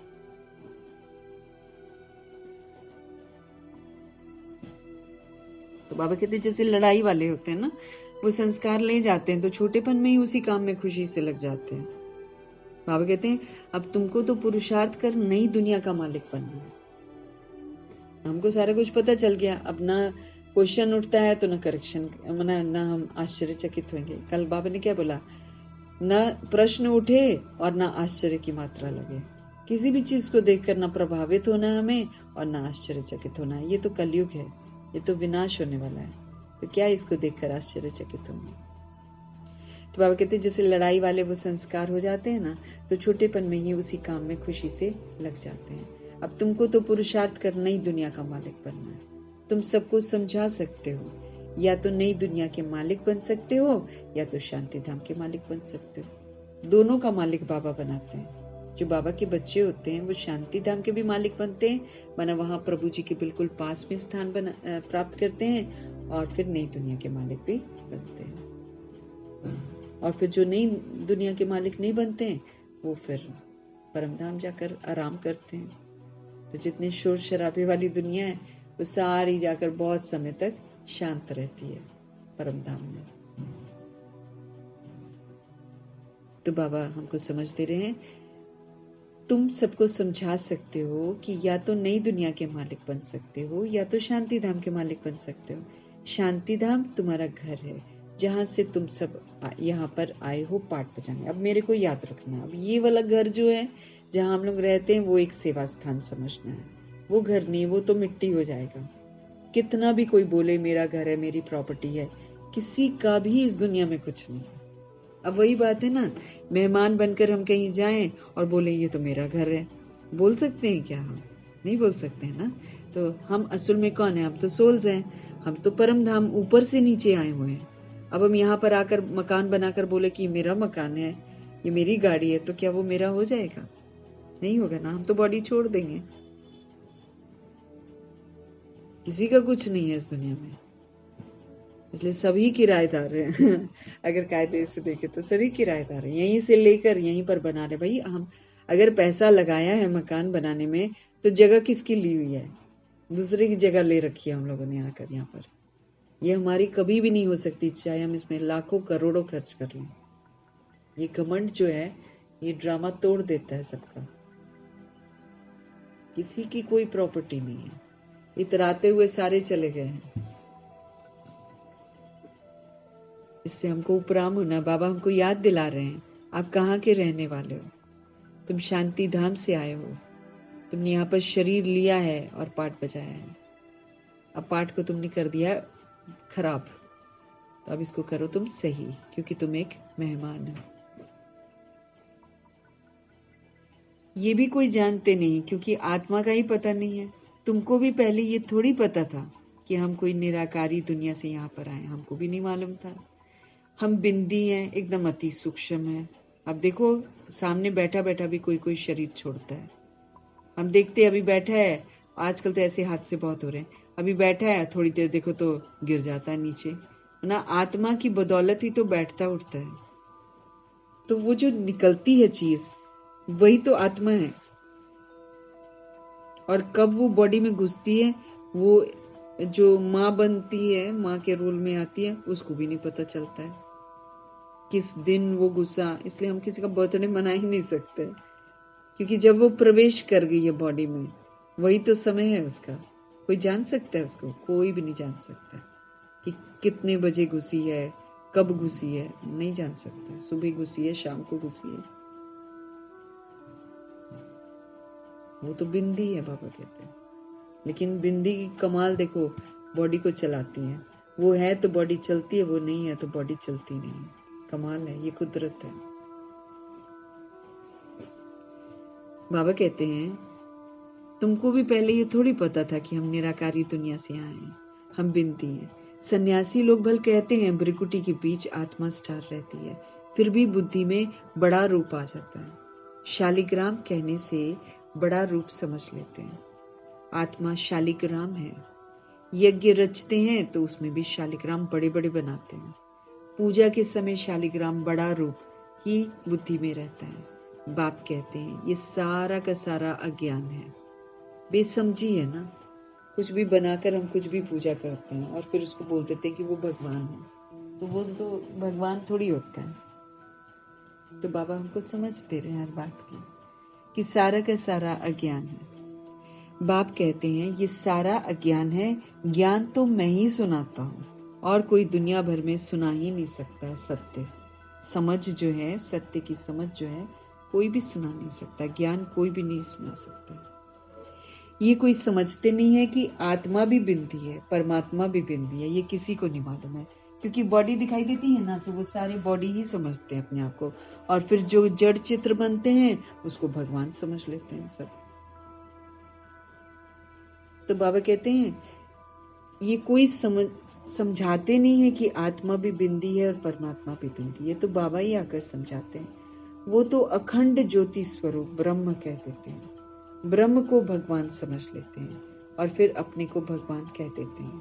कहते हैं हम पाठ बजाने के लिए छोटी आत्मा का रूप धरते हैं, फिर बड़ी ज्योति में लीन हो जाते हैं। लीन हो जाएं फिर क्या है? बाबा कहते हैं पाठ भी लीन हो जाए। कितना रॉन्ग बातें बताते हैं सबके सब। इसीलिए देहधारी गुरु देख लो, देहधारी कुछ भी देख लो, पंडित ले लो, सब तो झूठ बोल रहे हैं, किसी को पता ही नहीं है कुछ भी। अभी बाप आकर सेकंड में हमको जीवन मुक्ति देते हैं, सेकंड में रियलाइज करवाते हैं हम कौन है असल में, और हम किसके हैं, हमको क्या करना है, हमको सारा कुछ बताते हैं, और फिर बंधनों से हमको मुक्त करते हैं, जीवन मुक्त बनाते हैं। जीवन में रहते हुए सच्चाई को समझते हुए सच में टिकना मतलब जीवन मुक्त बनना। बाबा कहते हैं अभी बाप आकर सेकंड में जीवन मुक्ति देते हैं, फिर आधा कल्प के बाद सीढ़ी उतरते उतरते हम लोग फिर से बॉडी समझकर जीवन बंध में आ जाते हैं, हम बंधनों में बंध जाते हैं। फिर बाप आकर हमको जीवन मुक्त बनाते हैं, इसलिए उनको सर्व का सदगति दाता कहा जाता है। तो जो पतित पावन बाप है उनको ही हमको याद करना है। अब हम हो गए हैं पतित और अब हमारी होनी है गति सदगति। तो फिर जो गति सदगति करते हैं फिर उन्हीं को तो हमको याद करना है, जो हमको पावन बनाते हैं उन्हीं को तो याद करना है। तो बाबा कहते तो जो पतित पावन बाप है उनको ही याद करना है, उनकी याद से ही बाबा कहते हैं तुम पावन बनेंगे। उनको याद करेंगे तो हम पावन बनेंगे, नहीं तो हम पावन बन नहीं सकते।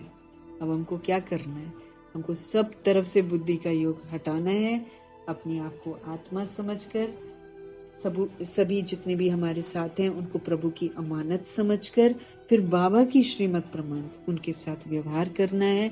तो अच्छा व्यवहार करेंगे और जीवन मुक्ति अनुभव करेंगे। अब हमको जीवन मुक्त के संस्कार बनाना है। तो जो पतित पावन बाप है उनको ही याद करना है, उनकी याद से ही बाबा कहते तुम पावन बनेंगे, नहीं तो बन ही नहीं सकते हो। ऊंच ते ऊंच एक ही बाप है।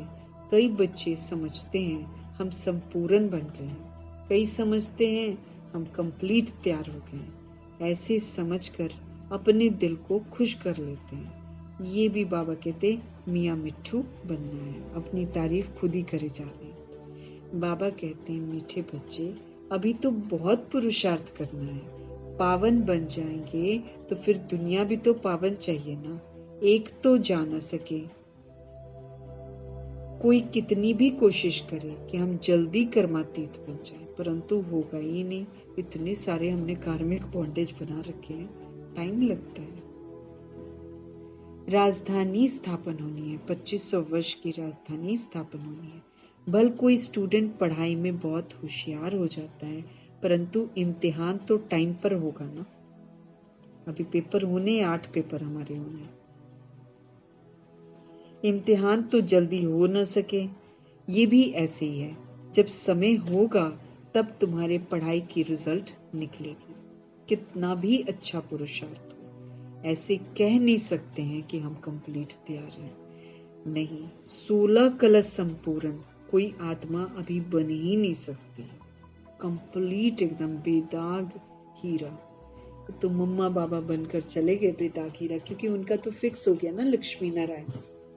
वो तो अव्यक्त पाठ भी बजा रहे हैं, वो तो सूक्ष्म वतन से पाठ बजा रहे हैं, वो संपूर्ण बन गए। तो 16 कला संपूर्ण कोई आत्मा अभी यहाँ पर धरा में बन नहीं सकती, बहुत पुरुषार्थ करना पड़ता है।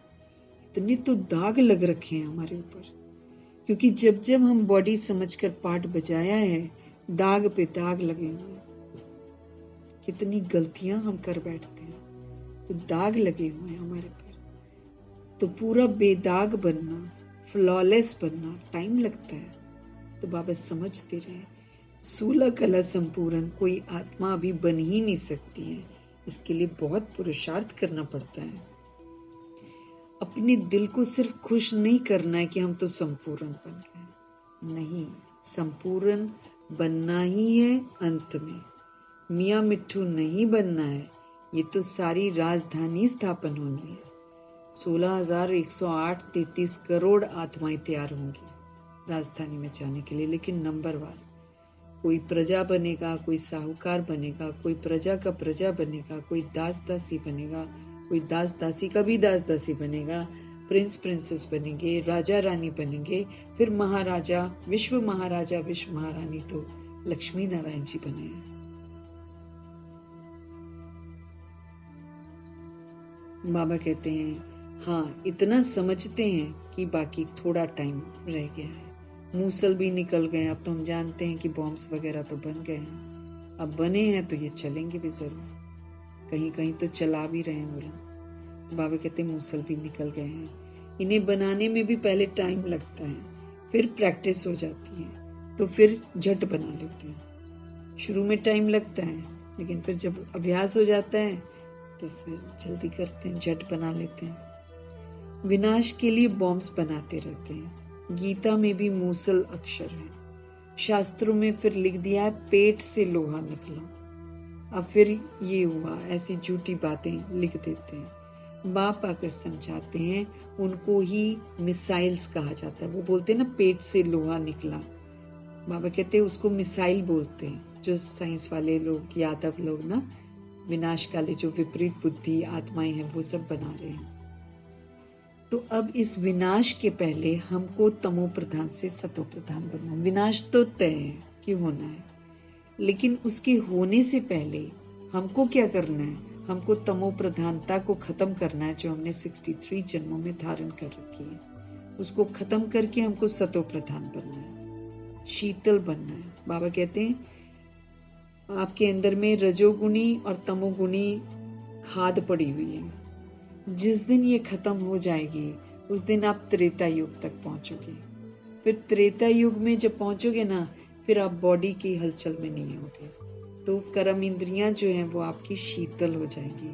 फिर उसके बाद आप पुरुषार्थ करके सूर्यवंशी बनोगे। जब तक मेरी आंखें बॉडी को देख रही हैं तब तक हम आत्माओं में अपवित्रता है। जिस दिन ये बॉडी को देखना बंद कर देंगी, सोल समझना शुरू कर देंगी, उस दिन ये सात्विक हो जाएंगे। उस दिन हम त्रेता युग में पहुंच जाएंगे। नहीं तो चंचलता आती रहेगी। बॉडी को देखेंगे ना, हम चंचल रहेंगे। चंचल रहेंगे तो मतलब क्या होगा? वही काम, क्रोध, लोभ, मोह, अहंकार, ऐसे वाले विकार हमारे अंदर रहेंगे।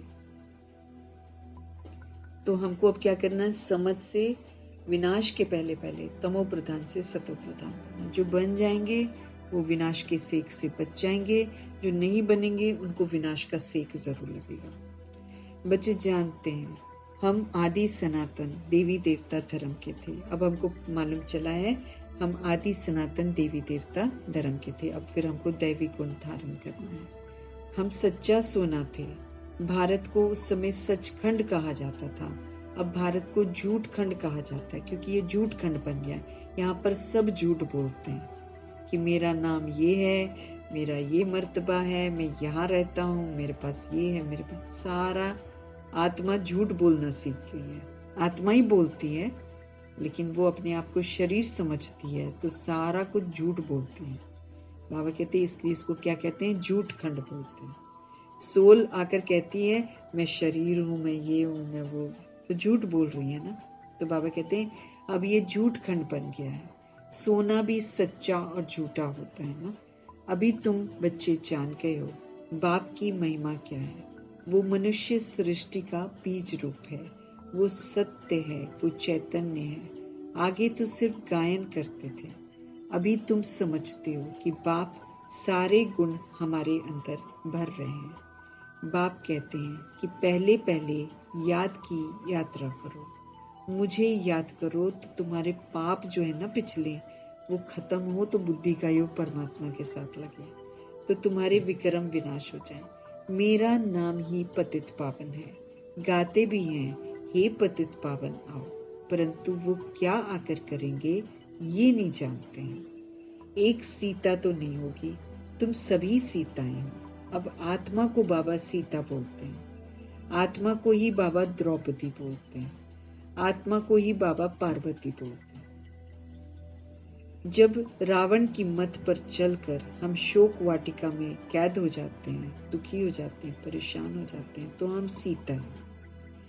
जब कलयुग के अंत में हमारे अंदर पवित्रता जागृत होती है और हम भगवान को पुकारते हैं कि हमको पवित्र बनना है, आप मेरी रक्षा करो, तो उस समय हम द्रौपदी हैं। अब जब हम कथा सुनते हैं प्रभु जी से, अभी अमर कथा जब हम सुनते हैं जिससे हम अमर लोक का वर्षा प्राप्त करते हैं, तो हम बन जाते हैं पार्वती। आत्मा ही सब कुछ बनती है, हम ही द्रौपदी हैं। द्रौपदी के 5 पति दिखाते हैं ना। अब हम सोल्स जितनी भी हैं, बाबा ने समझ दी है कि हम 2 बार मेल बॉडी लेते हैं और 2 बार हम फीमेल बॉडी लेते हैं। हम दोनों तरह के पार्ट बजाते हैं। क्योंकि हम दोनों बॉडीज में गड़बड़ कर्मा करते हैं, फिर दोनों कर्म जो गड़बड़ करते हैं उसका फिर हम भुगतान करते हैं। कभी फीमेल बनकर भुगतान करते हैं तो कभी मेल बनकर भुगतान करते हैं। तो ये हमको अभी समझ मिलती है। तो ये जब हम समझ मिलती है तो हम जो पुनर्जन्म में आते हैं तो हम शादियां भी करते हैं ना। तो जब शादियां करते हैं एक ही आत्मा 63 जन्म, जब 63 बार अगर किसी का आखिरी जन्म में इसमें कुमार कुमारी है तो चलो वो तो पवित्र है, लेकिन बाकी जो है 63 जन्म अपवित्र जो बनते, तो 63 जन्म में बॉडी कॉन्शियस वाले 63 युगल बनते हैं उसके, चाहे मेल चाहे फीमेल युगल। तो द्रौपदी हो गए ना हम लोग, कितने पति हो गए उसमें तो 5 पति दिखाते हैं, है ना। लेकिन एक्चुअली कितना जन्म हमने लिया है, जितनी शादियां करी होंगी उतने पति, तो द्रौपदी हो गया ना।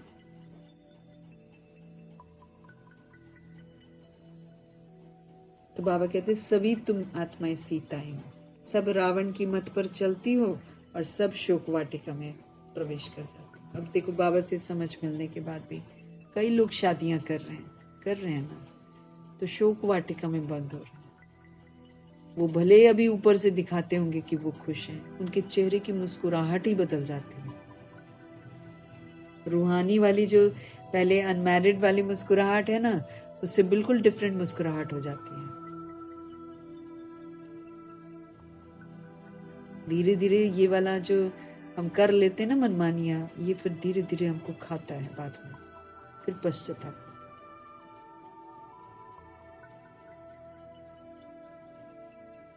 बाप तुम बच्चों को बेहद में ले जाने के लिए अब बेहद की बातें सुनाते। हमको जाना है परम धाम।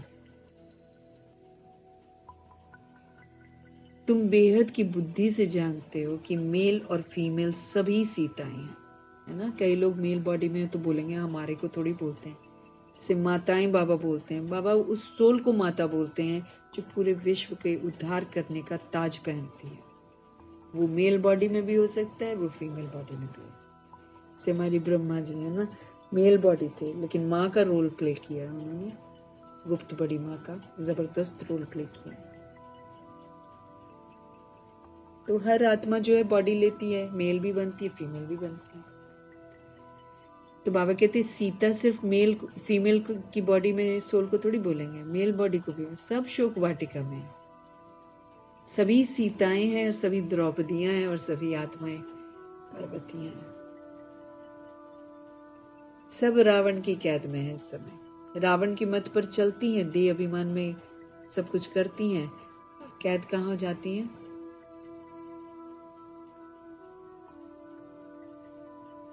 तो सभी आत्माएं इस समय रावण की कैद में, चाहे मेल बॉडी है चाहे फीमेल बॉडी है। बाप राम, निराकार राम आकर सबको रावण की कैद से निकालते हैं। रावण कोई मनुष्य नहीं है, बाबा कहते हैं। अब वो तो एफिजी बनाकर जलाते हैं, लेकिन बाबा समझते और फिर कह देते हैं लंका में ऐसा था, रावण राजा था, है ना, उसके 10 सिर थे, ऐसे चलता होगा राजा लेकिन वही है कि जब हम भी बेसमझ होते हैं तो हम भी इसको सत्य समझते हैं। ऐसी बात नहीं है, हम लोग भी तो विरोध थोड़ी करते थे, हम लोग भी समझते थे ऐसा ही रावण होगा। हाँ। लेकिन जब भगवान जी हमको तीसरा नेत्र देते हैं ना, तब समझ में आता है कि हम सब क्या करते हैं। तो बाबा आकर हमको समझाते हैं कि रावण कोई मनुष्य थोड़ी है। ये समझाया जाता है कि हर एक में 5 विकार हैं और वो 5 विकार को रावण कहा जाता है। हर एक में देह का भान और अभिमान है, इसलिए उसको रावण कहा जाता है। कमी कमजोरियां सभी के अंदर हैं,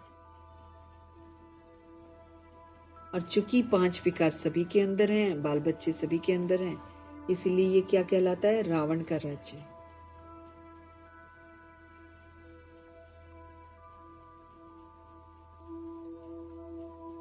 तो रावण कोई मनुष्य नहीं है, बाबा कहते हैं। ये समझाया जाता है हर एक में 5 विकार है, इसलिए रावण राज्य कहा जाता है। नाम ही है क्या? विशियस वर्ल्ड, शैतानी वर्ल्ड। और वो है सत्युग त्रेता युग है वॉइसलेस वर्ल्ड। यहाँ पर विकार है, विष है, और वहां पर निर्विकारी है, सब कोई विकार नहीं है। दोनों अलग अलग नाम है। ये जहाँ पर विष है काम क्रोध लोभ मोह अहंकार का, इसको वैश्यालय कहते हैं, और जहाँ पर काम क्रोध लोभ मोह अहंकार नहीं है उसको शिवालय कहते हैं। निर्विकारी दुनिया के ये लक्ष्मी नारायण मालिक थे। इन्हों के आगे विकारी मनुष्य जाकर माथा टेकते हैं। विकारी राजाएं उन निर्विकारी राजाओं के आगे माथा टेकते हैं। जो विकार में जाते हैं वही तो फिर लक्ष्मी नारायण ना, ऐसे जहां पर मूर्तियां होती है वहां पर जाते हैं और माथा टेकते हैं।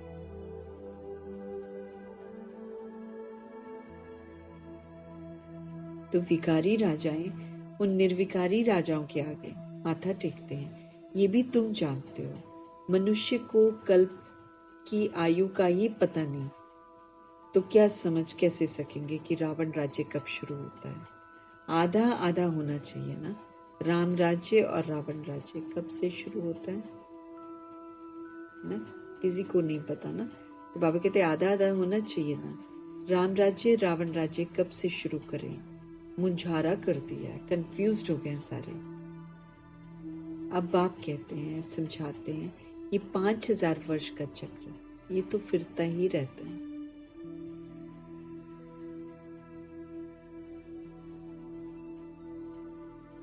बाबा कहते हैं ये चक्र फिरता रहता है। अभी तुमको पता पड़ा है कि हम 84 का पाठ बजाते हैं, फिर हम जाते हैं घर।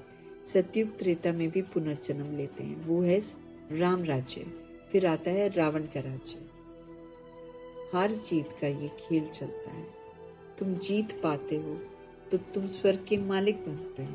अगर हम अपनी कर्म इंद्रियों को जीत लेते हैं, माया को जीत लेते हैं, प्रकृति को जीत लेते हैं, विकर्मों को जीत लेते हैं, है ना, तो फिर हम नई दुनिया के मालिक बनते हैं। हार खाते हो तो नर्क के मालिक बनते हो। जब हम हार खा जाते हैं और विकारी बन जाते हैं तो फिर हम नर्क के मालिक बनते हैं। स्वर्ग अलग है। कोई मरते हैं तो स्वर्ग, बाबा कहते कोई मरते हैं तो कहते हैं स्वर्ग पधार। अब ऐसे तो स्वर्ग जा नहीं सकते। अभी तुम थोड़ी कहेंगे, क्योंकि तुम जानते हो कि स्वर्ग कब होगा और उसके लिए क्वालिफाई करना पड़ता है। वो तो कह देते हैं ज्योति ज्योत समाया पर निर्वाण गया। तुम कहेंगे ज्योति ज्योत तो कोई समा नहीं सकता।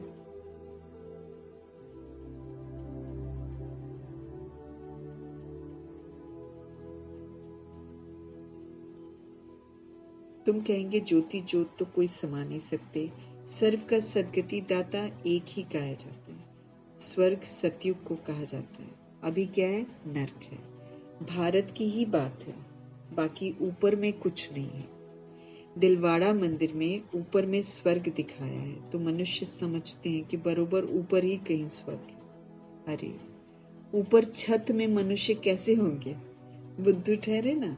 ऊपर ऊपर कैसे मनुष्य होंगे, है ना, बुद्धू ठहरे। तो अभी तुम क्लियर कर समझाते हो। तुम जानते हो यहाँ ही स्वर्गवासी है। स्वर्ग इस धरा पर ही होता है और यहीं पर स्वर्गवासी होता है। यहाँ ही फिर नरकवासी भी बनते हैं। यहीं पर स्वर्गवासी, यहीं पर नरकवासी बनते हैं। अब फिर हमको स्वर्गवासी बनना है। ये नॉलेज है ही नर से नारायण बनने की। कथा भी सत्य नारायण बनने की ही सुनाते हैं। राम सीता की कथा नहीं कहते हैं। ये है नर से नारायण बनने की कथा।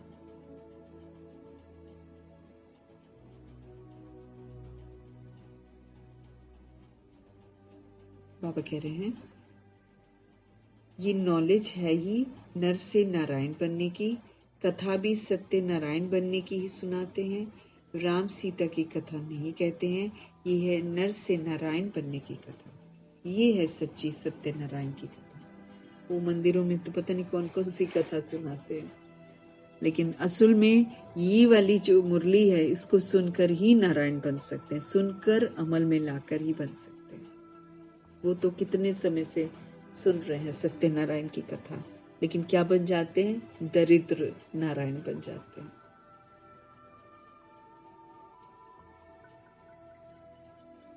ऊंच ते ऊंच मर्तबा जो है वो लक्ष्मी नारायण का है, वो फिर भी 2 कला कम हो जाती है। राम सीता वो तो नापास हो जाते हैं ना।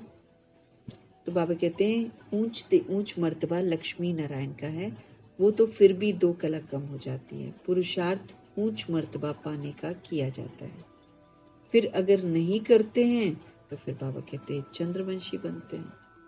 भारतवासी पतित बनते हैं तो अपने धर्म को भूल जाते हैं ना। भारतवासी जब पतित बन जाते तो भूल जाते कि पवित्रता हमारा धर्म है। क्रिश्चियन भल सतों से तमो प्रधान बने हैं, फिर भी बाबा कहते क्रिश्चियन संप्रदाय के तो है ना। आदि सनातन देवी देवता संप्रदाय वाले तो आदि सनातन देवी देवता संप्रदाय वाले तो अपने को आजकल हिंदू कह देते हैं। ये भी नहीं समझते कि हम तो असल में देवी देवता धर्म के हैं। वंडर है ना। तुम पूछते हो हिंदू धर्म किसने स्थापन किया, तो मूंझ जाते क्योंकि है ही नहीं उसका इतिहास कि किसने स्थापन किया।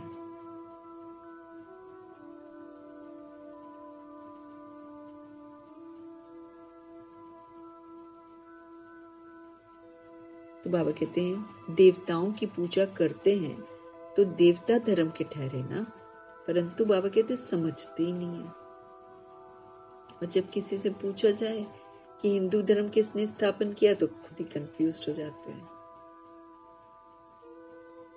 देवताओं की पूजा करते हैं तो देवता धर्म के ठहरे ना, परंतु समझते नहीं है।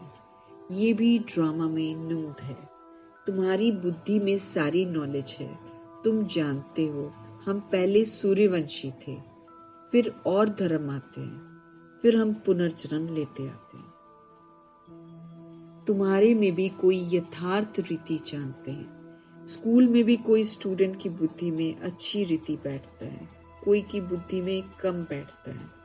यहाँ भी जो नापास होते हैं ना, उनको क्षत्रिय कहा जाता है। वो फिर देवता नहीं कहलाते ना। जो फेल हो जाते हैं वो फिर क्षत्रिय कहलाते हैं।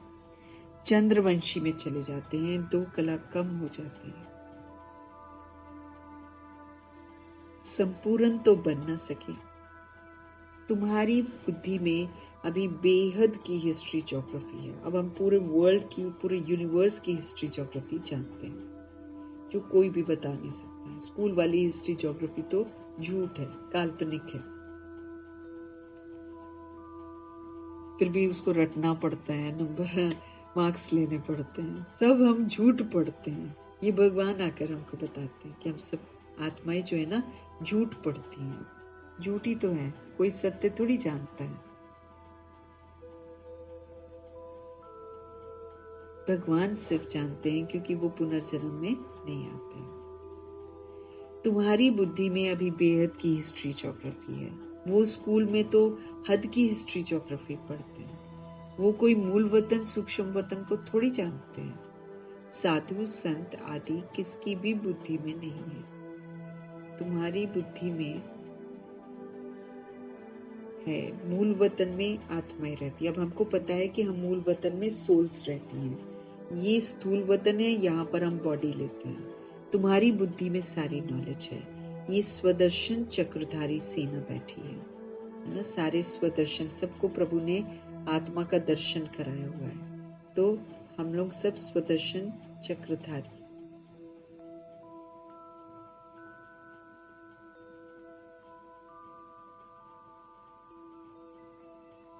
तुम्हारी बुद्धि में मूल वतन में आत्माएं रहती हैं।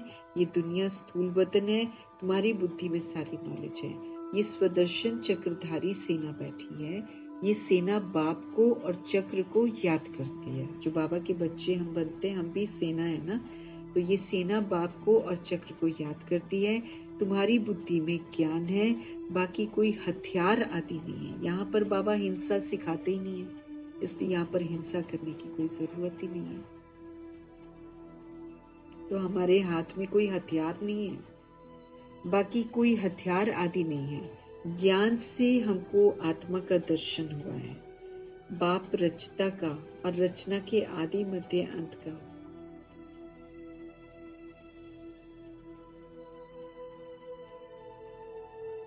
बाबा क्या कह रहे हैं? बाप रचता का और रचना के आदि मध्य अंत का ज्ञान देते हैं।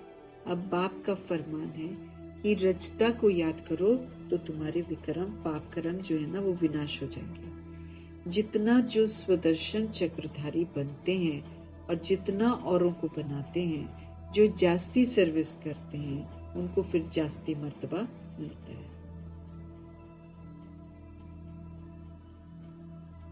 ये तो कॉमन बात है।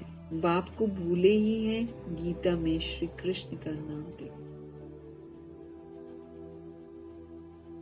बाबा क्या कह रहे हैं हम लोग को? ये तो कॉमन बात है, बाप को भूले ही हैं गीता में श्री कृष्ण का नाम डालने से। श्री कृष्ण को सबका बाप तो कहेंगे नहीं। वर्षा बाप से मिलता है। पतित पावन बाप को कहा जाता है। वो जब आए तब हम वापस शांति धाम में जाएं।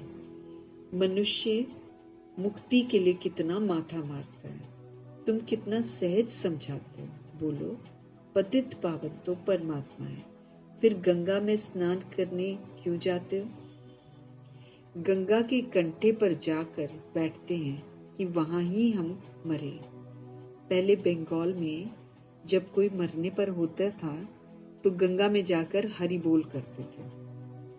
समझते थे ये मुक्त हो गया। अब आत्मा तो निकल गई, वो तो पवित्र बनी नहीं, तो कहां से मुक्त हो जाएगी? आत्मा को पवित्र बनाने वाला शिव पिता परमात्मा ही है, उनको ही पुकारते हैं। अब बाप कहते हैं मुझे याद करो तो तुम्हारे पाप कर्म विनाश होंगे। बाप आकर पुरानी दुनिया को नया बनाते हैं, बाकी नई रचते नहीं हैं। जो पुरानी दुनिया हो जाती है उसमें हम आत्माएं जो पुराने हो जाते हैं, पतित हो जाते हैं, हमको समझ देकर पावन बनाते हैं और फिर राजधानी स्थापन करने की भी समझ देते हैं।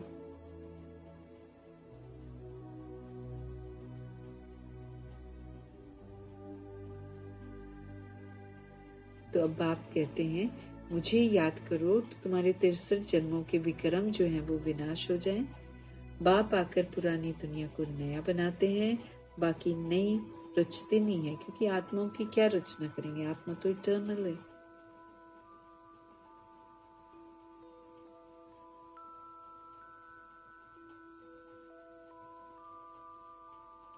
अच्छा, मीठे मीठे सिकिलते बच्चों प्रति माता पिता बाप दादा का याद प्यार और गुड मॉर्निंग। रूहानी बाप की रूहानी बच्चों को नमस्ते। हम रूहानी बच्चों की भी रूहानी बाप को दिल से, जान से, सिक से, प्रेम से, मोहब्बत से, पूरे रिस्पेक्ट से, पूरे रिगार्ड से, तहे दिल से, मोहब्बत से, स्नेह से प्यार भरी नमस्ते और तहे दिल से उनका धन्यवाद है। धारणा के लिए मुख्य सार, बाप में जो गुण है वो हमको अपने में अब भरने हैं। होमवर्क, हमारे लिए होमवर्क। हमारे शिव पिता परमात्मा वो तो गुणों के सागर हैं, तो बाप में जो गुण है वो हमको खुद में भरने हैं। इम्तिहान के पहले पुरुषार्थ करके अपने को कंप्लीट बनाना है। पुरुषार्थ कर स्वयं को कंप्लीट पावन बनाना है। इसमें हमको मियाँ मिट्ठू नहीं बनना है। खुद की तारीफ नहीं करनी कि हमको तो सब कुछ आता है।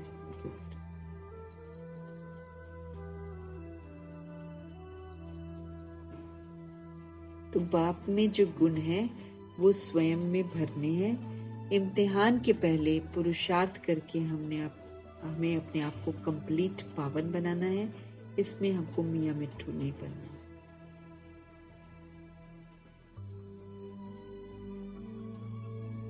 स्वदर्शन चक्रधारी हमको बनना है। स्व का दर्शन करके, वो जो दर्शन अनादि आदि दर्शन करके, अनादि आदि दर्शन की विशेषताएं जो हैं वो हमको धारण करनी है। तब हम कहेंगे स्वदर्शन चक्रधारी, है ना। तो स्वदर्शन चक्र सदा घूमता रहे और हम वैसे बनते जाएं। तो स्वदर्शन चक्रधारी बनना भी है हमको और दूसरी सोल्स को बनाना भी है।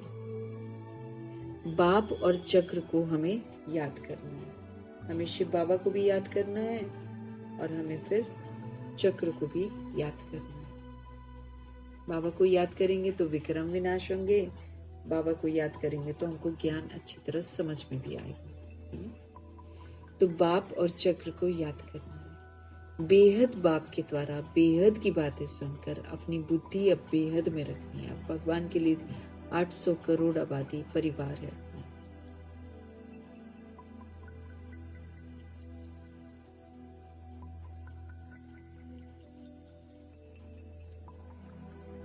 स्वदर्शन चक्रधारी बनना है, दूसरी सोल्स को भी बनाना है। बाप को याद करना है, चक्र को याद करना है कि कैसे सृष्टि चक्र चलता है। बेहद बाप के द्वारा बेहद की बातें सुनकर अपनी बुद्धि जो है अब हद से निकालनी है और बेहद में रखनी। पहले हम समझते थे कि हमारे घर में जो परिवार है वही हमारा परिवार है। अब हमको पता चल गया भाई सारी आत्माएं ही अपना भाई है, तो सारा विश्व ही हमारा परिवार है। तो हद से अब हमको बेहद में जाना है। जब हम बेहद में सबके लिए अच्छा सोचेंगे तो हद का अपने आप ठीक हो जाएगा, ये तो हद के पीछे भागते रहेंगे।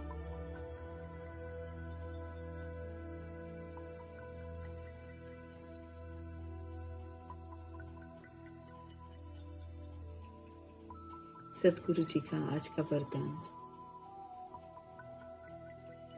स्वस्थिति के द्वारा, अपनी पर्सनल स्थिति के द्वारा, स्वस्थिति के द्वारा परिस्थितियों पर विजय प्राप्त करने वाले संगम युगी विजयी रतन भवो। स्वस्थिति मतलब आत्मिक स्थिति, सतोगुणी स्थिति, सतयुगी स्थिति। तो स्व की स्थिति के द्वारा परिस्थितियों पर विजय प्राप्त कर, परिस्थितियां आएंगी। अब परिस्थितियां बाहर की हैं, दुनियावी हैं। हम स्वस्थिति, आत्मिक स्थिति, फरिश्ता स्थिति, ये परमात्मा के साथ की स्थिति है। अब इस ऊंची स्थिति में स्थित होकर परिस्थितियों पर विजय प्राप्त करनी है। ऊंची स्थिति वाले जितनी भी आत्माएं हैं, सतोगुणी आत्माएं, वो कभी भी नीचे की परिस्थितियों के प्रभाव में नहीं आती हैं। वो प्रभाव मुक्त रहती हैं, शांत रहती हैं, स्थिर रहती हैं, नॉलेजफुल होकर ओरिजिनल स्मृतियों को बुद्धि में घुमाती हैं कि हम सभी आत्माएं परमात्मा के बच्चे हैं।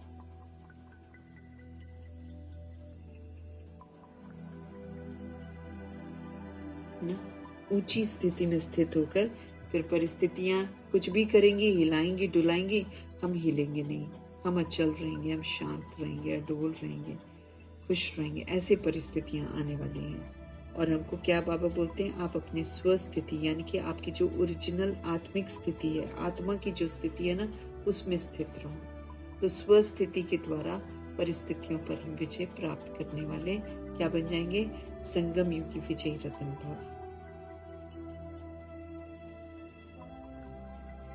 परिस्थितियों पर विजय प्राप्त करने का साधन है स्वस्थिति, ओरिजिनल स्वस्थिति में स्थित हो जाना।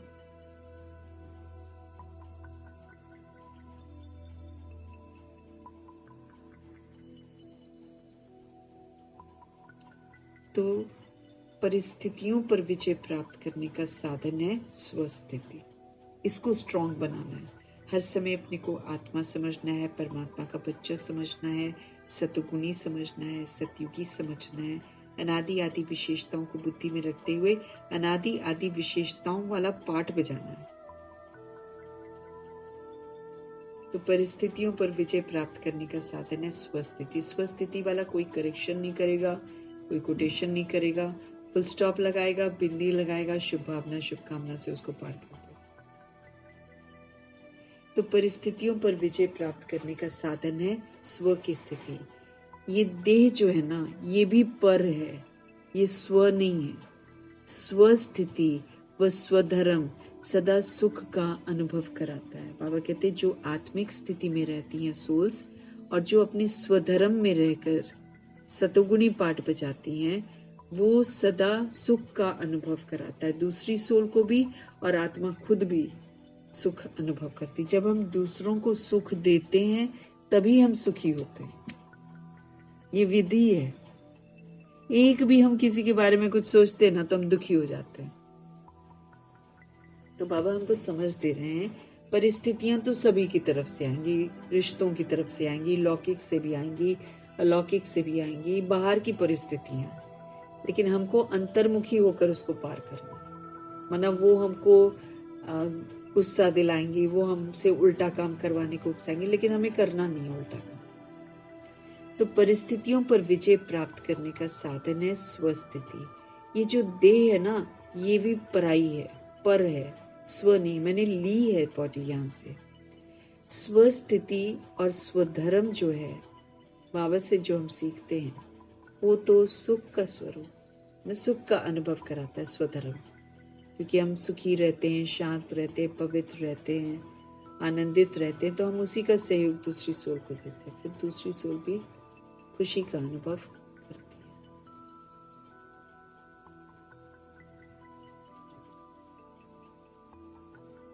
तो स्वस्थिति और हमारा स्वधर्म सदा सुख का अनुभव कराता है, और प्रकृति धर्म यानी कि बॉडीली बीइंग का जो धर्म होता है, देह अभिमान अर्थात पर धर्म या देह की स्मृति किसी न किसी प्रकार के दुख का अनुभव जरूर कराती है दूसरे को, क्योंकि उसमें अभिमान होता है, उसमें बॉडी कॉन्शियसनेस होता है ना। तो हम फिर बॉडी कॉन्शियसनेस में किसी के साथ भी हम व्यवहार करते हैं ना, तो हम दुख ही देते हैं, दुख का अनुभव कराते हैं और दुखी भी होते हैं। काम क्रोध लोभ कामनाएं रखेंगे, आवेश में आ जाएंगे, लोभ में आ जाएंगे, मोह में आ जाएंगे, अहंकार में आ जाएंगे, तो क्या करते हैं हम? फिर दूसरी सोल को दुख देते हैं। फिर हमको क्या मिलता है? हमको भी दुख का अनुभव होता है। और स्वधर्म में बाबा हमको सिखाते हैं, सबके साथ सतोगुणी व्यवहार करो, वो तुम्हारे साथ कैसा भी करे तुम उसको सुख दो, तुम उसके लिए अच्छा सोचो, तुम उसको दुआएं दो। बाबा हमको ऐसे बोलते हैं। जब हम ऐसा करते हैं तो हम सुख का अनुभव करते हैं। तो स्वधर्म जो है ना, वो सुख देता है, और ये जो पराया धर्म है, ये बॉडी कॉन्शियसनेस, ये कहीं ना कहीं हमको दुख ही देता है और दूसरे को भी दुख देता है। तो जो सदा स्वस्थिति में रहता है वो सदा सुख का ही अनुभव करता है। जो श्रीमत पर चलता है, अपने को आत्मा समझता है, सबको आत्मा रूप में देखता है, और परमात्मा जो सिखाते हैं उसी अनुसार उनको सुख शांति की अनुभूति कराता है, वो सुखी रहता है। तो सुख कैसे मिलता है बाबा बताते हैं हमको। दुखों का कारण बताते हैं बॉडी कॉन्शियसनेस, और सुख कैसे होगा? सोल कॉन्शियस हो जाएंगे तो सुखी रहेंगे, सुख देंगे सबको। तो जो सदा स्वस्थिति में रहता है, जो सदा अपने को आत्मा समझता है, परमात्मा का बच्चा समझता है, सतुगुणी समझता है, सतयुगी समझता है, वो सदा सबको सुख ही देता है और सदा सुख का अनुभव करता है। उसके पास दुख की लहर आ ही नहीं सकती है। वो संगम युगी विजयी रतन बन जाता है। अब ऐसे हमको बनना है विजयी रतन। ये जो टाइटल है, संगम युगी विजयी रतन हूं मैं आत्मा, है ना, ये टाइटल है। ये टाइटल कैसे मिलता है? जब हम आत्मा स्वस्थिति में रहते हैं, तब ये टाइटल मिलता है। स्वस्थिति में रहते हैं तो हम अपने को आत्मा समझते हैं, हम दूसरे को भी आत्मा समझते हैं, हम स्वधर्म में रहते हैं, हम स्वधर्म का सुख देते हैं। तो जब हम दूसरों को सुख देते हैं, हमको सुख मिलता है। बॉडी कॉन्शियस होते हैं तो हम हद में रहते हैं, कुछ के साथ करते हैं, कुछ के साथ नहीं करते हैं, तो हम अच्छा फील नहीं करते, मन खुश नहीं रहता है। इसलिए अब बेहद की दृष्टि चाहिए, बेहद की वृत्ति चाहिए, बेहद की कृति चाहिए। सारा विश्व ही मेरा परिवार। तो जब हम सारी वर्ल्ड की सोल्स के लिए अच्छा सोचेंगे ना, तभी परिवार जो हद का है वो भी अच्छा रहेगा, नहीं तो वो भी अच्छा नहीं रहेगा। तो हम सब कौन है? हम सब संगम युगी विजयी रतन है। कैसे बनेंगे?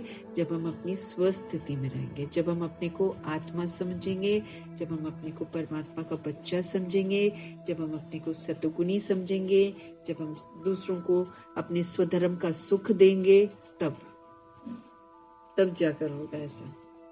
परिस्थितियों पर विजय प्राप्त करने का साधन है अपनी स्वस्थिति में स्थित हो जाना। ये देह जो है ये भी पराई है, ये स्व नहीं है। स्वस्थिति और स्वधर्म सदा सुख का अनुभव कराते हैं, और प्रकृति पराया धर्म अर्थात पर धर्म देह की स्मृति किसी न किसी प्रकार के दुख का अनुभव कराती है। तो जो सदा स्वस्थिति में रहते हैं वो सदा सुख का अनुभव करते हैं। उसके पास दुख की लहर आ नहीं सकती है। वही फिर संगम युगी विजयी रतन बन जाते हैं, यानी कि संगम युगी विजयी रतन का टाइटल प्राप्त करते हैं। स्लोगन है, परिवर्तन शक्ति के द्वारा व्यर्थ संकल्पों के बहाव का फोर्स अब समाप्त करो। कोई भी चीज आई हमको परिवर्तन कर देना, परिवर्तन शक्ति है ना, ये एक पावर है।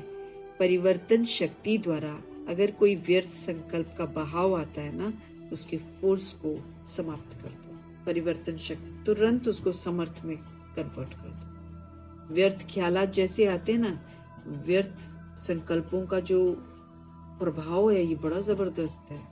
एक बार बुद्धि में उठा ना तो एक सैलाब सा आता है इकट्ठा। इसलिए बाबा हमको बोलते हैं परिवर्तन जिस समय आया ना उसी समय उसको परिवर्तन कर दो, तुरंत समर्थ सोचना शुरू कर दो। तो परिवर्तन शक्ति के द्वारा व्यर्थ संकल्पों का जो बहाव आता है उसके फोर्स को समाप्त कर दो। तुरंत समर्थ सोचो, तुरंत बाबा की यादों में हो जाओ। अव्यक्त इशारे, कंबाइंड रूप की स्मृति से हमको सदा विजयी बनना। कंबाइंड रूप की स्मृति से हमको सदा विजयी बनना। लोग कहते हैं जिधर देखते हैं उधर तू ही तू है, और हम कहते हैं कि हम जो करते हैं जहां जाते हैं बाप साथ ही है, अर्थात तू ही तू है। लोग कह देते हैं जिधर देखते हैं उधर तू ही तू है, और हम क्या कहते हैं कि हम जो करते हैं, हम जहां जाते हैं वहां पर हमारे साथ बाप है, अर्थात तू ही तू है। तो जैसा कर्तव्य साथ है ऐसे हर कर्तव्य कराने वाला भी सदा साथ है। उधर तो जानते नहीं है, अब तो हम जानते हैं कि भगवान हमसे ऊंचे कर्तव्य कराते हैं। तो भगवान कराने वाला, जो ऊंचे कर्तव्य कराने वाला है, वो हर कर्तव्य कराने वाला भी हमारे सदा साथ है। करनहार और करावनहार दोनों कंबाइंड है। हम आत्मा करनहार हैं, हमारे साथ इस समय परमात्मा करावनहार कंबाइंड है। तो कंबाइंड रूप की स्मृति से हमको सदा विजयी बनना है। लोग कहते हैं जिधर देखते हैं उधर तू ही तू है, और हम कहते हैं कि हम जो करते हैं, हम जहां जाते हैं हमारे शिव पिता परमात्मा हमारे साथ हैं, अर्थात तू ही तू है। अब तो अर्थ सहित बोलते हैं। जैसे कर्तव्य साथ है वैसे हर कर्तव्य में कराने वाला शिव पिता परमात्मा भी हमारे सदा साथ है। करनहार में आत्मा और करावनहार परमपिता परमात्मा दोनों सदा कंबाइंड है। तो इस कंबाइंड की स्मृति से ही हम सदा विजयी बन सकते हैं। तो ये है आज की प्रभु की शिक्षाएं हम आत्माओं के लिए, मीठी मीठी शिक्षाओं के लिए परमपिता परमात्मा जी का हम सब धन्यवाद करेंगे। ब्रह्मा माँ का धन्यवाद करेंगे, जगदम्बा माँ का धन्यवाद, अष्ट रत्नों का धन्यवाद, नवग्रहों का धन्यवाद, एडवांस पार्टी की सोल्स का धन्यवाद, बची हुई 16,108 करोड़ आत्माओं का धन्यवाद।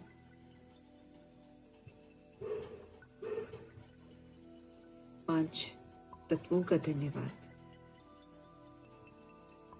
16,108 करोड़ आत्मा में से बची हुई सारी आत्माओं का धन्यवाद, ड्रामा का धन्यवाद, प्रकृति का धन्यवाद, माया का धन्यवाद, यमदूत का धन्यवाद, करोड़ों की आबादी का धन्यवाद, साधनों का धन्यवाद, साधन बनाने वालों का धन्यवाद, साथ में रहने वाली सोल्स का धन्यवाद, सहयोगी आत्माओं का धन्यवाद, अविनाशी खजानों का धन्यवाद, अनमोल संगम युग के समय का धन्यवाद, शरीर रूपी इंस्ट्रूमेंट का धन्यवाद, पूरे यूनिवर्स का धन्यवाद।